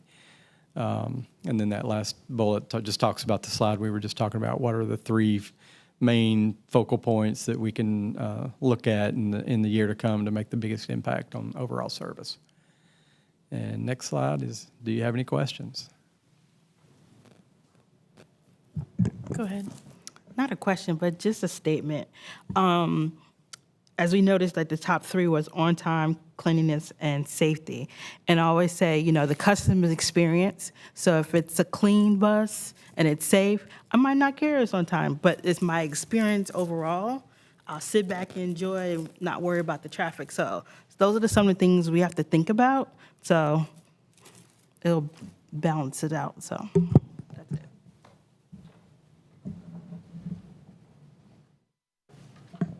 Yeah, I wonder if, do you think there's anything to like, it's less clean because, I know ridership numbers have gone up. It's more frequent, like wear and tear, just traffic of people on and off. Do you think that's maybe a factor? Yeah, I mean, obviously, our ridership has increased quite a bit, so that, before you had 10 people riding on a bus over the course of an hour, now you've got 20 to 25 people riding on the bus, so you're just going to accumulate more stuff. Typically in the mornings, and we have a lot of bus riders on our team, so I have chatted with them from time to time. Typically, their trips to work, the bus is really clean. It's, the maintenance folks have done their jobs. It's swept. It's, starting out the day in good shape. But when they're ready to go home, it's been out there for 8, 9, 10, 12 hours, and it's had that amount of ridership. And if somebody leaves a newspaper, somebody leaves a soda can, somebody drops their tissues, and it just accumulates throughout the day. So one of the things we are looking at doing, and we've already authorized Go Raleigh to go ahead and start making the purchases. Basically, if you think about the plastic trash bags you get at the grocery store, they're kind of bundled together and they just rip off one at a time. We're going to buy some of those, similar in style to those, and zip tie them to the front door handrail and the back door handrail, and so there'll be a trash bag there that hopefully folks will start using and throw their trash in a bag and then maybe even take it with them and put it in the garbage can outside. So we hope to start seeing those come in the next couple of months, and maybe 3, depending on how long it takes to procure those, get that vendor set up in the RETPDF system. But that is something that we're looking at getting implemented on a pilot program. I was noting the, I'm oversimplifying the numbers back to you now, but 3/4 of riders earning less than $25,000 a year, not having access to a private vehicle, and then relying on Go Raleigh for getting to work and also riding, 5 days a week. I'm really curious, is there any additional data collected from this survey or at other points that help point to where folks live, where folks work, and if there are any gaps in service in those specific corridors that would help address, a better service where folks are actually working amongst the population who's most reliant on the bus? So I don't know that this survey addressed most of those things. We are gearing up for our next OD, Origin Destination Survey, that will collect a lot of that information. That may be done this fall or next year? This fall? Okay, yeah. So that'll be done. We do that. That's another regional survey that covers Durham, or I think maybe even Orange County. It's a pretty significant size survey effort where they ask a lot more questions. How did you get to this bus stop? Where are you going when you get off the bus? So that we get that first point of origin and that last point of destination on the trip. So that's an effort that happens every 3 to 5 years. And so that'll be done this fall. We'll collect some more of that data. Thank you. Just as a follow-up, when does the RTA hear more details about that survey? About the OD survey? Mm-hmm. Well, it'll be done this fall. Similar to this one, it'll probably be next spring. I just wanted to set expectations. Yeah, obviously, I mean, I might not be here by then. I'm quite sure we always come to the board and report out that OD survey. So we will certainly do that. Other questions?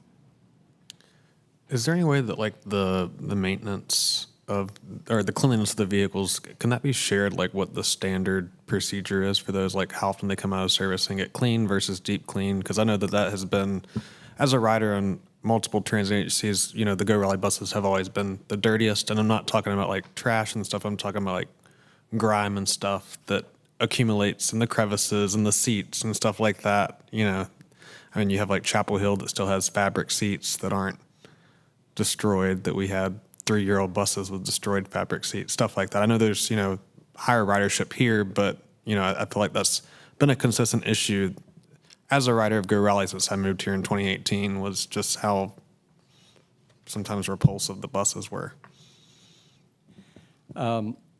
Every night, every bus that's in service goes through our fuel bay, so it gets fueled. While it's being fueled, there's a janitorial staff. They get on the bus, they sweep it out. They look for any egregious, there's gum all over the window. They'll get that cleaned up. They wipe down, the dashes so that there shouldn't be any accumulations of dust. Each bus kind of gets gone through every single night if it's been active on the street. They do a quarterly deep clean where they'll pull it out of service, have it on the lot for 2 to 3 hours, and they've got, I believe they hire a company that comes in and does those deep cleans. Funding is an issue with those because it does take quite a bit of additional time, but they should be getting those deep cleans on a quarterly basis. I mean, if that is a number 2 issue on the customer satisfaction thing, it seems like we probably need to find more funding somewhere to do something monthly at least, because, quarterly doesn't seem to be cutting it. Have we replaced all the seats? Yeah, all of the fabric seats have been replaced except on the 2014. I think we did not do a bus if it was 10 years or older because they cycle out at 12 years. So we didn't do those, but every other bus has been completed. Other questions about the survey? I just wanted to double down on the comment that Mr. Hart was making. I don't think it's a coincidence that that 2 of the 3 important things are things that we did not improve on. I think folks noticed that we need to work on our cleanliness and we need to work on safety and the perception of safety on the buses, which are things that I think we frequently talk about. I think on cleanliness, we did so much extra from 2020 to 2022 on cleaning the buses that I think it set us up for some high expectations to maintain those levels of cleanliness that we had during the pandemic. And then certainly on safety, I think we'd like to continue to hear those reports back at this body, at least quarterly, if not every month, in terms of what the real rate of incidents and what the safety measures and improvements are on the bus system. And we take it very seriously. I know I'm not just speaking for myself, but for the whole body, that we take both of those things very seriously on the buses, and that we are really glad that our buses are running on time and are more frequent, and also we would like them to be clean and safe. So yeah, I'll just double down on that bit. Any other questions on survey or actions that you think we should take? My last comment will just be, now that the full survey document is up on the agenda page, go back and look at it because the last 4 or 5 pages are direct comments from the public. So to our previous conversation about how you'd like to see what they are directly saying, that's a summary of all of those direct comments. Some of it is very specific route stuff, and some of it is we love you guys, and some of it is do better. But so take a moment and everyone go read through those. Anything else on this one, Mr. Walker? No. All right. Seeing as it's 5 o'clock, we're going to keep rolling into committee reports. You skipped one. Oh, I skipped one. Sorry. It was over on that page. Bus and bus facilities update. We'll stick with you, Mr. Walker. Yes, I'm going to give a very quick update on 2 of our larger capital projects through the bus and bus facilities program. The first will be our Go Raleigh, Go Wake Access transit facility. We recently reached 60% design, so we're through with the what's called DD, design development. At the end of that, 60% design is typically, standard practice to get an updated cost estimate. At our cost estimate at 60%, we'll say it grew dramatically from our 30% design cost estimate, and you may see over the next couple of months that we will be going back to the Wake Transit Plan, asking for additional funding to make this project whole. Right now, we've got about $57 million programmed. The 30% design estimate was value engineered down to $47 million. I think that one came in a little bit over 50. We did a lot of value engineering to save some dollars at that point. The 60% design and cost estimate came back at a little over 70 million. So a significant jump. Most of that attributable to the need to dig out and cut and then backfill quite a bit of additional dirt. So it's more in the civil work. At 30% design, we were in the middle of a geotechnical analysis, digging down to see what what are we going to run into, and unfortunately it came back with not good news. So we originally had programmed about a 3 to 6 foot cut and fill budget, and that has been deepened to about 9 to 12 feet of cut and fill. So that added a significant amount of that budget increase. So we just wanted to give you an update on that. The designs you see are the schematic designs and pretty good depiction of what the facility will look like. That picture on the right side of the screen, the kind of right side of the right side picture is the administrative offices. On the left side, the larger building is the maintenance garage. And then up top, you've got storage facilities, cleaning building. As each van at the end of the day, when it comes through, it does get serviced and cleaned. And then once that is taking place, it comes through the next building, which is a bus wash. So it'll go through kind of like a car wash at the gas station. So that's where we are on the access facility. We should get to 100% design on this one later this calendar year and have our bid documents ready and hopefully be taking this one to bid sometime early in 2027. Our Pool Road fixed route facility is also going through a design process, and we are at 100% design on this one, and we will actually have this bid within the next 2 weeks. So this project is building an additional office space of, it'll be 3 floors, as you can see there. The left side is what the view would look like from the employee parking lot, and then that other photo is what it looks like from the bus parking lot. If you've ever been out there, there's about a 30-foot retaining wall between the parking lot for the employees and the bus lot. So what you see from the top side is only 2 floors, but what you see from the ground view is those 3 floors. Mostly our DBE and Title VI staff and our financial staff will be housed in this facility.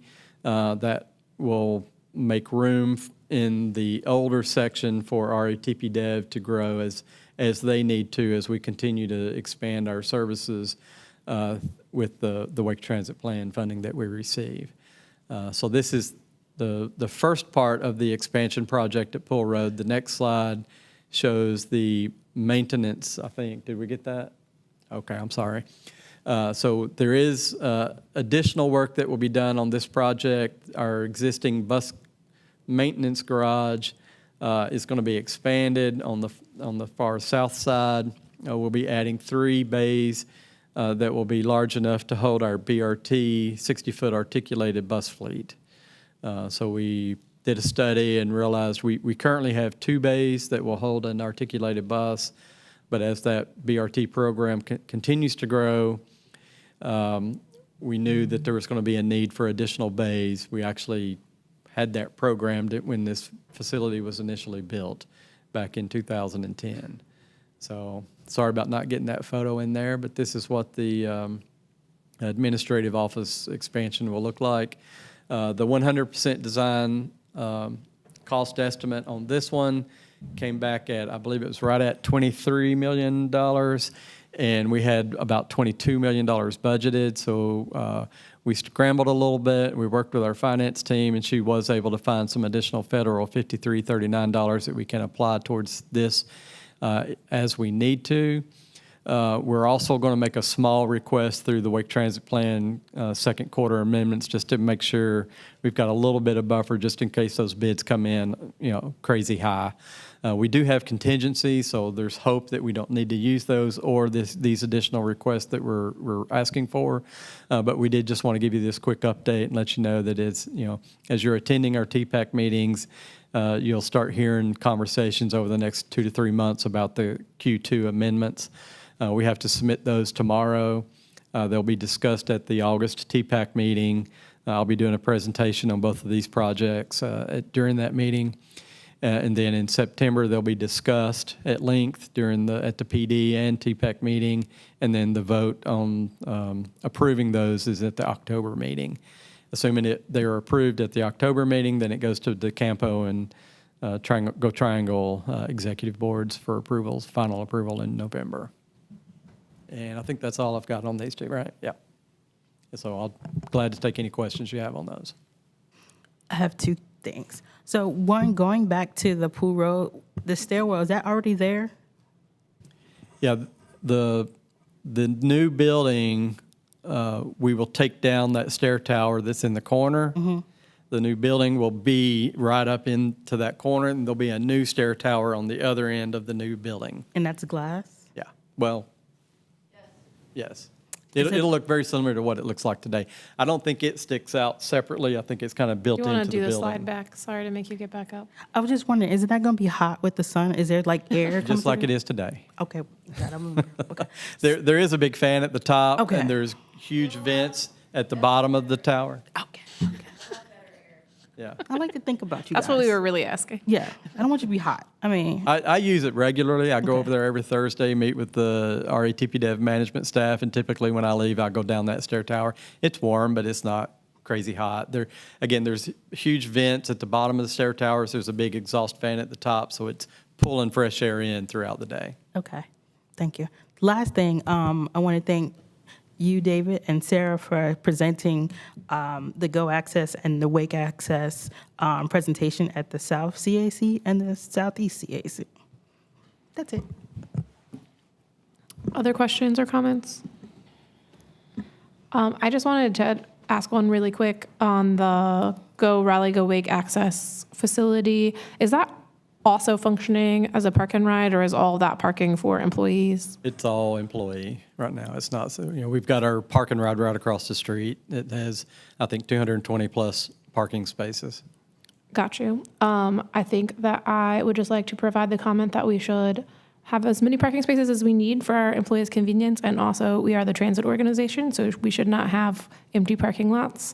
And we should also make sure, I noticed there's like some suggestion of sidewalks in the renderings, but I think particularly for the Go Access facility, because folks with disabilities may be visiting there to make their applications or various other things, that we need to make sure that we have exceptional accessibility from the road and the sidewalks that are around there, as well as from the parking lot. It's something that's not often remembered. I know Mr. Teague and I have had lots of conversations about this in terms of how buildings are designed, but I think it's incumbent upon us to be a good example for how that should be done. There are sidewalks programmed with bike lanes. There are 2 bus stops that will be installed as part of this project, one on New Hope Road side, one on Pool Road, with those sidewalks that lead up to into the parking lot and to the building. We also ensured that, because we'll move our eligibility testing for the 80 program to this building, which means we'll have a lot of drop-offs of disabled clients. So we ensured that there's an awning. You may have noticed that on the administrative building that reaches out at the front door to make sure that any car that's sitting there, if it's pouring down the rain, is covered. You can get out of either the left side or the right side of that vehicle and not have to worry about getting wet. Awesome. Yeah, I just think, like I said, it's important. All those details become incredibly important when it's the city's facility, as to set an example for what other people should be doing as well. We agree. All right. Thank you for that. Really excited to see those projects not just be on paper very soon. We'll do committee reports. Route committee, I know y'all didn't meet. Did you have anything that you wanted to add? No, but we did pass out the survey to the team to make sure they complete that for the 2035 survey. Quite covered that today. Yes. Then we'll go to finance and policy. Our chair is absent today. I don't know if Mr. Teague or Ms. Grant, if you guys want to share what happened in finance and policy committee as a report out. I'll be glad to give a quick update. Mr. Walker if you'd can, like, that's fine. If that's all right. All right, so, yeah, we did have several things on the agenda. We presented a Title VI report for the R-Line. There was a slideshow or slide deck for that. We presented it as information. Some of you may be familiar, maybe not everybody. Most people have seen, that Title VI report, and there's several benchmarks that you're supposed to look at anytime you're making a service change. If you exceed the allowable percentages on 2 of those benchmarks, then you're required to provide mitigations. Both of the Title VI reports did not exceed on either of the 2 qualifiers that you're required to look at. So there were no required mitigations, although all of the things that we're doing with our service changes are improvements to existing routes. So any mitigation there would have been the improvement in services that we're providing. And the R-Line has, I don't know what the percentage is, but I think it's 65, 75% of the existing R-Line route is already covered by a high-frequency service route, or it has one within a block away. We presented both of those Title VI reports as information. We will bring both of them back to Finance and Policy next month as an action item to move forward to this body for endorsement.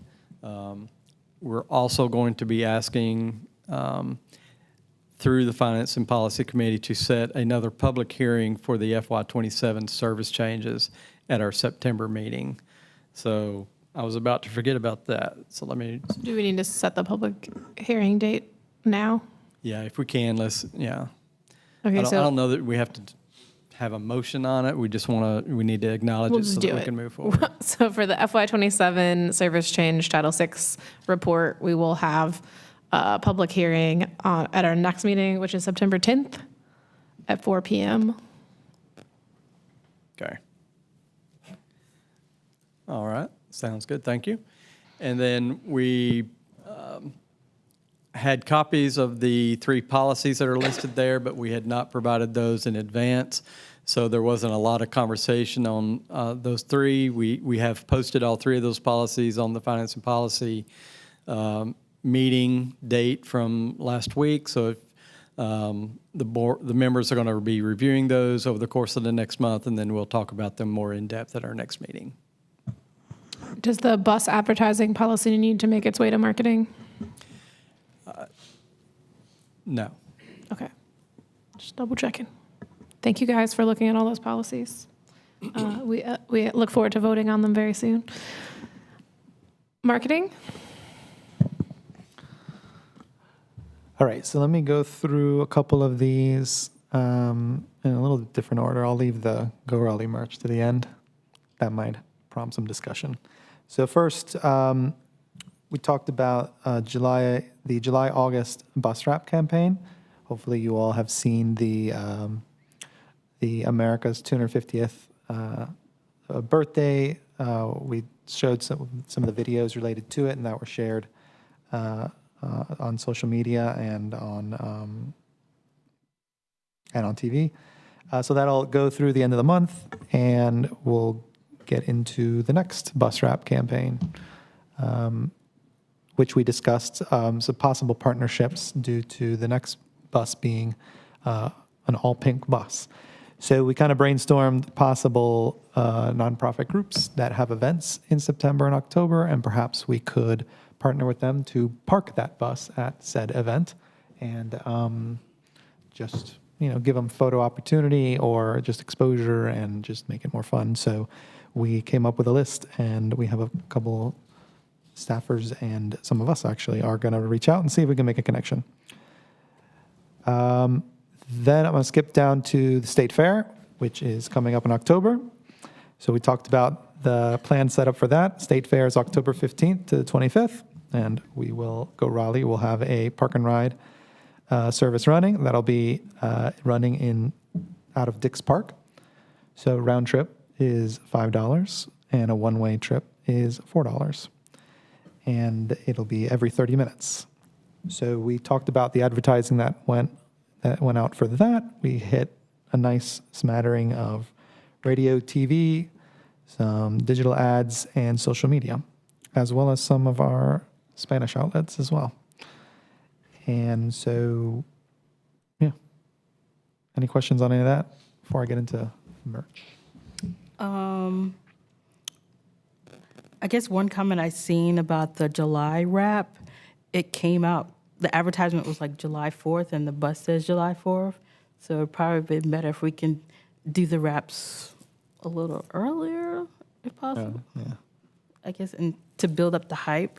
I guess the one for September and October, if we can do, to make it last longer, I guess start mid-September so it can last around for all of October, I guess. That Start what? the campaign. Oh, yeah. That'll start going out in September. Okay. Right? Yeah. Yeah. But I guess because now like the July one says Happy 4th with July, and it's now August. So Well, I guess there was wasn't there like a small delay in a few We're days? doing, the bus wraps are up for 2 months each, so we're doing them. So the next one is going to be breast cancer awareness, so it will be September, October, and breast cancer awareness is October, so. Thank you. Yeah. And for the state fair, why are we doing Dix Park, I guess? Because I think you're eliminating a lot of people. It's the only place we could find. Okay. Are there, well, There was- I guess how is that conflict if there's any events happening at Dix Park in? Well, we worked with the park staff. Okay. They said yes. So we're using the Sunflower Field parking lot Bigger, area, and they have nothing programmed there, during October, so. I have a request related to that and how we market it.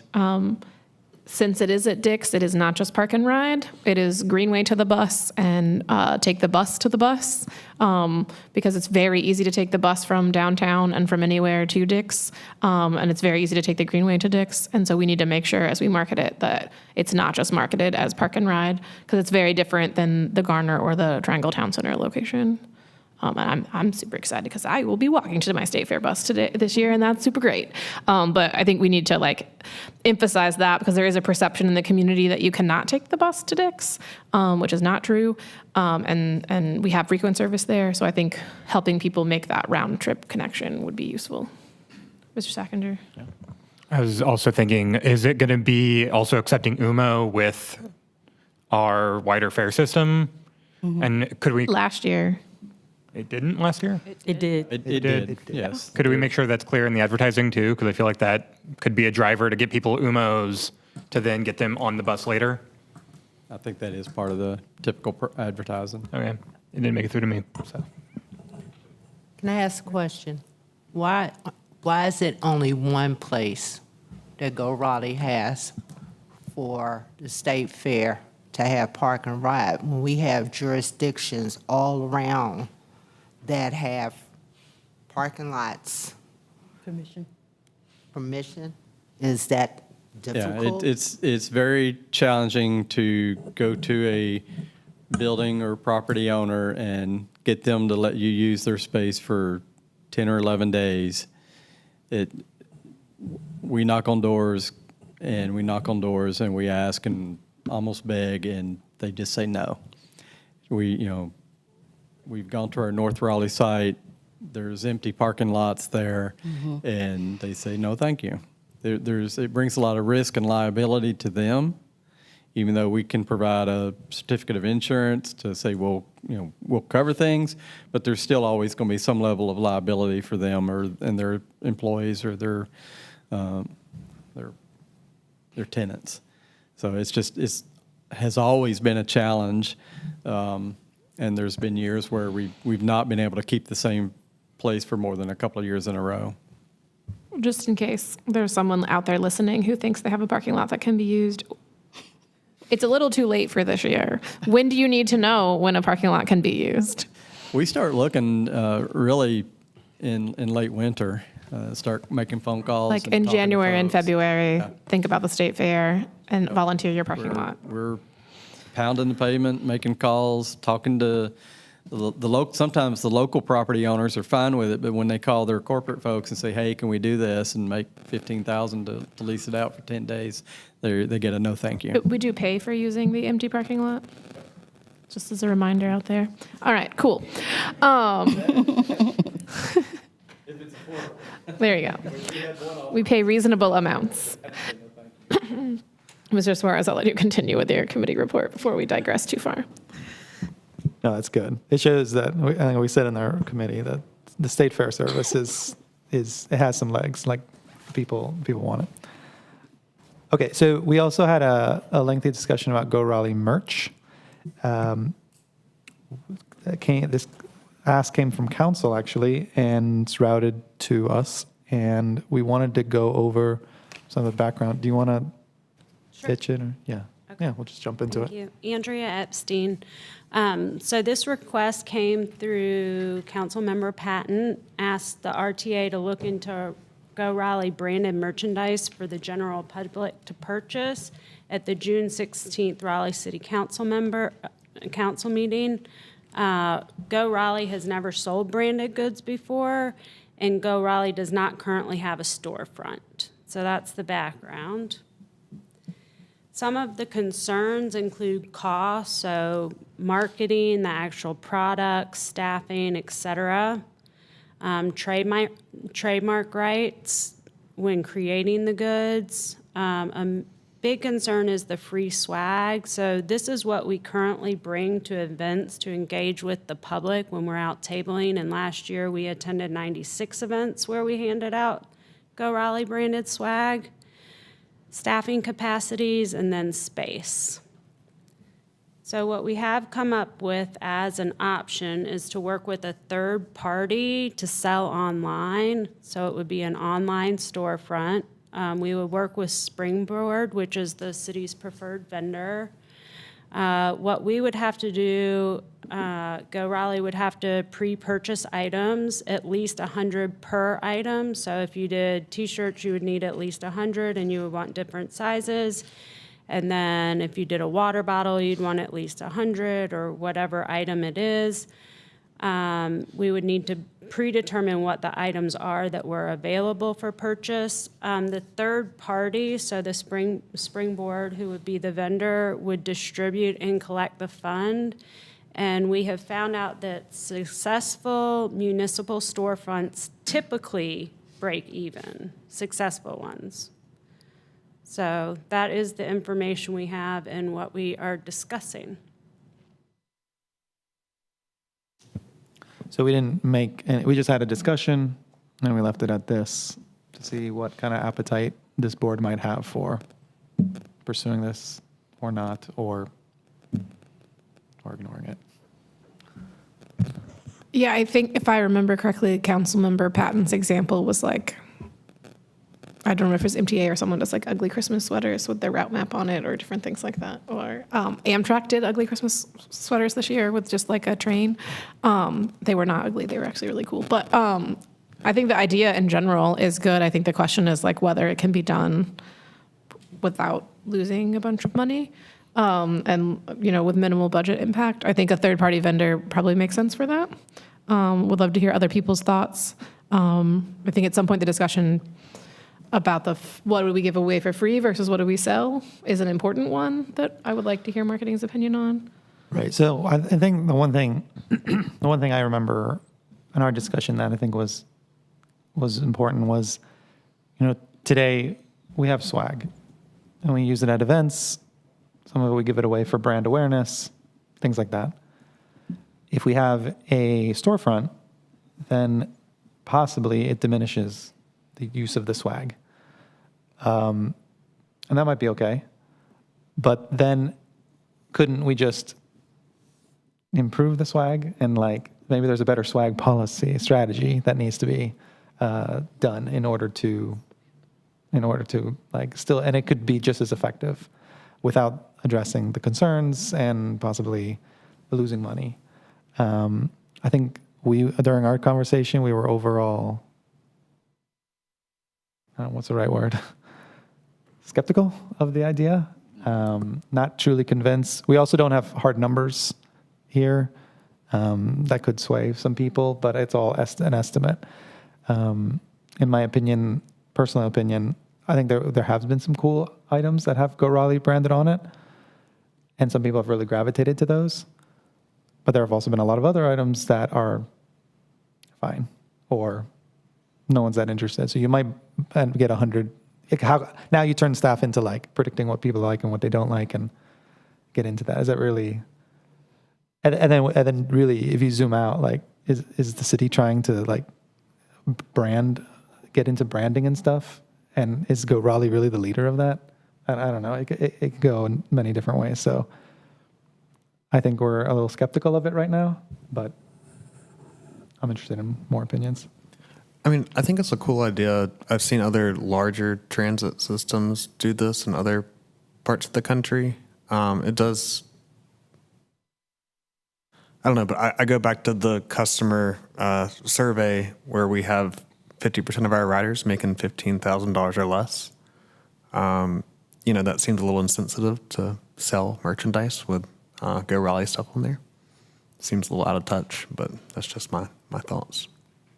I'm on the marketing committee, and I'm very candidly against the idea of having a storefront of any sort for Go Raleigh at this point. I think that is way too far down on the priority list, and it would create an undue burden to the to staff and would not be a promising, I think, generator of significant funds. In fact, would argue certainly would displace as many resources as it potentially would generate. So I would just go on record, say I'm firmly against it. Other thoughts? I guess if Raleigh was the leader of the store, maybe, because that would be more of the swag you would want and have their own identity. But I think because we share our logo across the municipalities, it's like, I don't know, if we do it, they all have to do it too. But I mean, we're not unique and we don't stand out. But two, our customer satisfaction is not there to brag with swag. Ooh, that was a bar. But I mean, didn't mean to. But I mean, I don't know, like, what will we buy? And to have the inventory sit there for 100 items may collect dust. So I don't know. And to Leo's point, I think it's better if we continue to give something out versus having people to pay. So, just my thoughts for now. I mean, as somebody that largely collects swag, I quite enjoy, like, if there would be like a formalized process rather than like sending an email to ask for it. But it's like, I don't think that necessarily means a storefront or even different swag than we bring to events. Like, I'd honestly be okay with like just a formalized process for like, hey, if you're interested in repping Go Raleigh, here you go. Like, if we're going to do it at a loss, which sounds like it is the likely outcome here, it's not worth operating for exchange of money if we're going to lose money on it. Yeah, I think that's a good suggestion for marketing to take under consideration in terms of like access to swag outside of happening to make it to the table at the event. I do think the assumption and question came from council table as is this something worthwhile to do? So the valid concerns about whether it would make money or lose money, I think, was part of what we were asked to do. And then I also think that there's a general goal that we share of attracting choice riders, for lack of a better term, but that term used in the industry for folks. We do a pretty good job of serving the folks that need the bus, and what we really need growth in are people that choose to ride the bus. And so I think, thinking about whether merch helps us do that and create something that is cool and fun that people would choose to participate in, I think is the line of thinking, which may still lead us to think it's not worth it. But I would consider that as you're thinking through things, because most of the growth that will occur in the next 10 years of our transit system, looking at the bus plan, is in people choosing to ride the bus because it has increased frequency or span or route area. So our goal is to continue to serve more and more people. Mr. Teague? Yes, from the finance and policy, I just am in agreement with my two gentlemen. Retail is a nightmare. That was the industry I was in for 40 years, and having SKUs, inventory, oh, no. I do think it's valuable to have as a tease to bring people out to events. That's my personal feeling. Does that give marketing committee enough feedback for their next discussion? I think so, yeah. Okay. Thank you.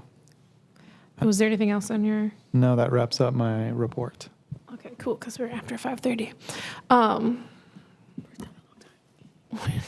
That's true. We have ended our last couple of meetings early, so you guys are overdue. I do think in the past, there's been a 6 o'clock meeting, and we try to get out by 5:45, so Okay. we got plenty of time to get in and set up. I have no idea if that's still happening, but I know that's been the If they past. start knocking down the door, we will definitely hurry up. We want you guys to get home tonight, too. We'll go into the general manager's report for our KPIs. Thank you for being with us today. No worries. Good afternoon, Brian Andrews, Deputy General Manager. I promise not to be before you long. I'll kind of roll through these. Just looking at our active operators for the month of June, we kind of took a little bit of a dip, which is fine. We kind of have ebbs and flows. Everybody kind of understands that. Because one good thing, though, we've recently ratified our contract, so our pay rate did go up. So right now we are leading the pack when it comes to pay rates. So we think that's going to be a nice generator for us. We did have a class of actually 15 qualified persons to start about a week or so ago. So things are looking up for us. We continue to beat the path. We're continuing to work with the local agencies, and we're just, like I said, offering the sign-on bonuses. So we think we're going to start seeing a nice flow of traffic in just because of the pay rate increase for us. Ridership pretty much kind of stayed kind of flat.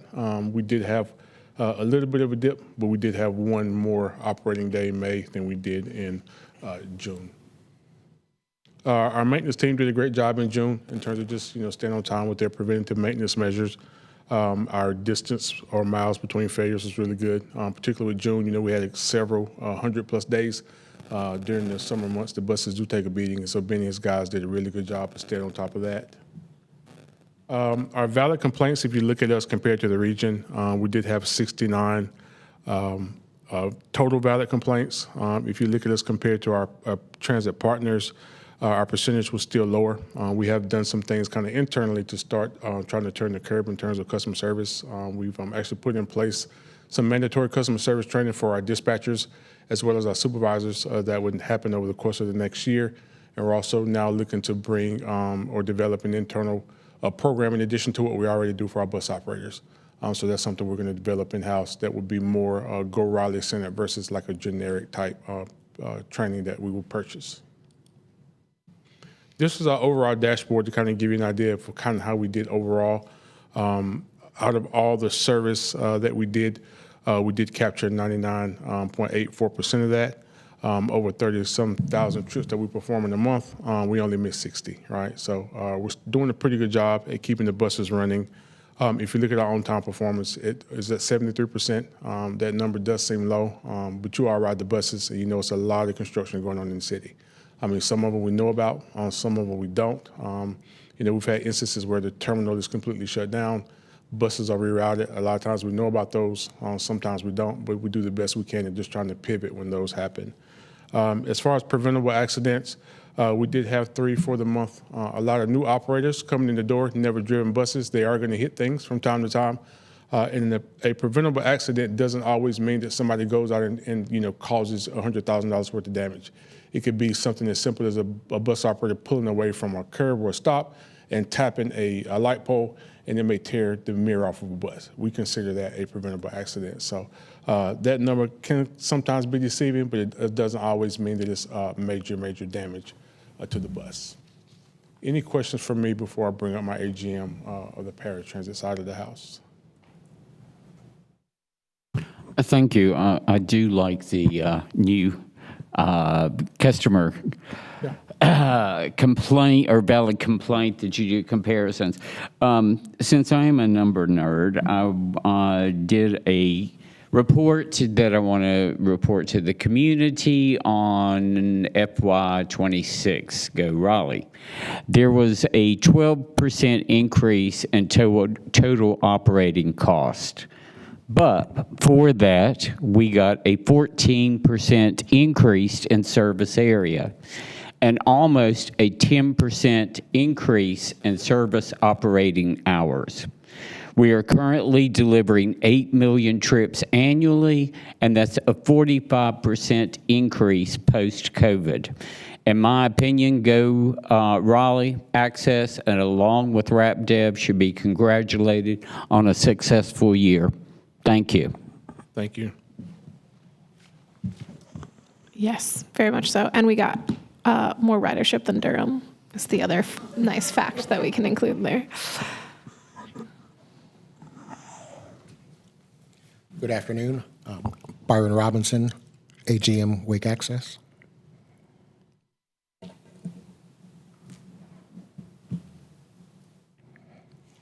And we will start out with the paratransit expenditures. The taxis rose slightly from $749,791 to $771,962. The vans dipped slightly from $250 down to $244.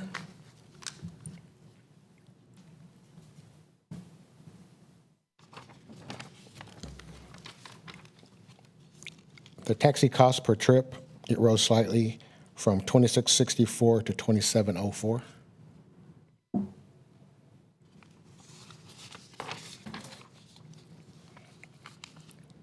For our cancellations and no-shows for the taxis, the cancellations went down from $67.08 to $61.66, and the vans rose from $7.16 to $7.95.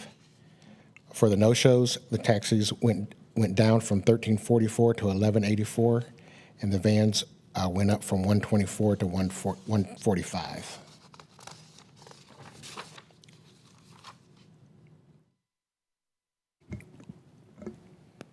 And for our paratransit dashboard, for our revenue projections, we were at 102%. We had 5 missed trips for the month. Our OTP was 87.9%. You can also, if you go down to look at March and April on our missed trips, during one of our previous meetings, I was asked to go back and look at those and adjust the numbers. So what we did was, I said that was due to employee error. We had a new verifications specialist who was just training. So it went down from March from 29 down to 5, and from April from 9 down to 5. And we had 0 preventable accidents. I also had got a message from Mr. Teague that he wanted to see the head count and also the number of preventable accidents and the number of vehicles available by time frame, including the taxi cabs. So for our head count, we've got 94 total. 38 of those are city operators. The preventable accidents, which is on this sheet, we had 0. For the total number of vehicles available by time frame, he wanted it broke down from 4 a.m. to 12 p.m., from 12 p.m. to 6 p.m., and from 6 p.m. to 12 a.m. Now, this right here was kind of a difficult ask because there's not a report that you can actually pull. So I got the request on the 6th, so I just went back to Wednesday the 5th, which Wednesday is a pretty one of our busier days. So what I did was I took, so we've got 80 cab companies. Each of them have a varying amount of vehicles, and they work varying amount of hours, so it's not a set schedule. So sometimes they might work 8 hours, sometimes they might work 4. They might have, if they've got 8 cabs, they might only have 4 working on one day. So I used that Wednesday, the numbers I came up with for from 4 to 12 p.m., 96 available cabs and 15 Go Raleigh vehicles. From 12 to 6 p.m., 103 cabs with 17 Go Raleigh. And from 6 p.m. to 12 a.m., 57 cabs and 9 Go Raleigh vehicles. So this is something, I know that you had said that you'd want it on the dashboard. I might not be able to do that, but I can pick a date and give you the actual numbers when I'm doing my report. So if that would work for you. Yeah, just trying to evaluate. The biggest complaints from the community is at nights and weekends. So if somehow in the future we can kind of figure out how to report so that I can see, you know, what the general trend, how many of the consumers are during the daytime. I know typically it's probably Monday through Friday during the daytime, but if I could have data that shows, just like on the fixed route side, you know, where the consumers are using the service, and do we have adequate coverage?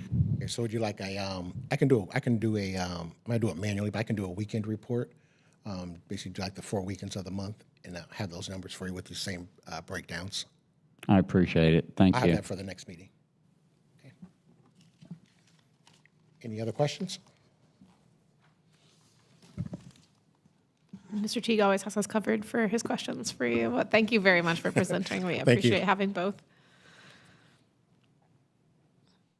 I think that's our last thing, unless any authority members or staff have concluding remarks. I just have one question. The slideshow from today's slides, I know we're working with like the new agenda system. Can we just make sure that the slideshow winds up there? I don't know that I saw it up there. Yes. Okay. Yes. Even if We it's after the normally put meeting. them up after the meeting. Cool. Yep. Any other comments? Yes, I do have a final statement. 43 years ago, at the age of 23, I received my first title, a company car, an expense account. I thought leadership meant I had all the answers. I only became successful when I learned to listen, include everyone, respect different experiences, ideas, and perspectives. Today, my title is the most important leadership role of my life, advocating for persons with disability. I'm only one voice among many who have worked for decades to make our community more accessible and inclusive. Respectfully, all we ask is to be heard. Thank you. Thank you very much, Mr. Teague. We always appreciate your input at our meetings. Any other concluding remarks? All right, we will call this meeting to end at 5:45.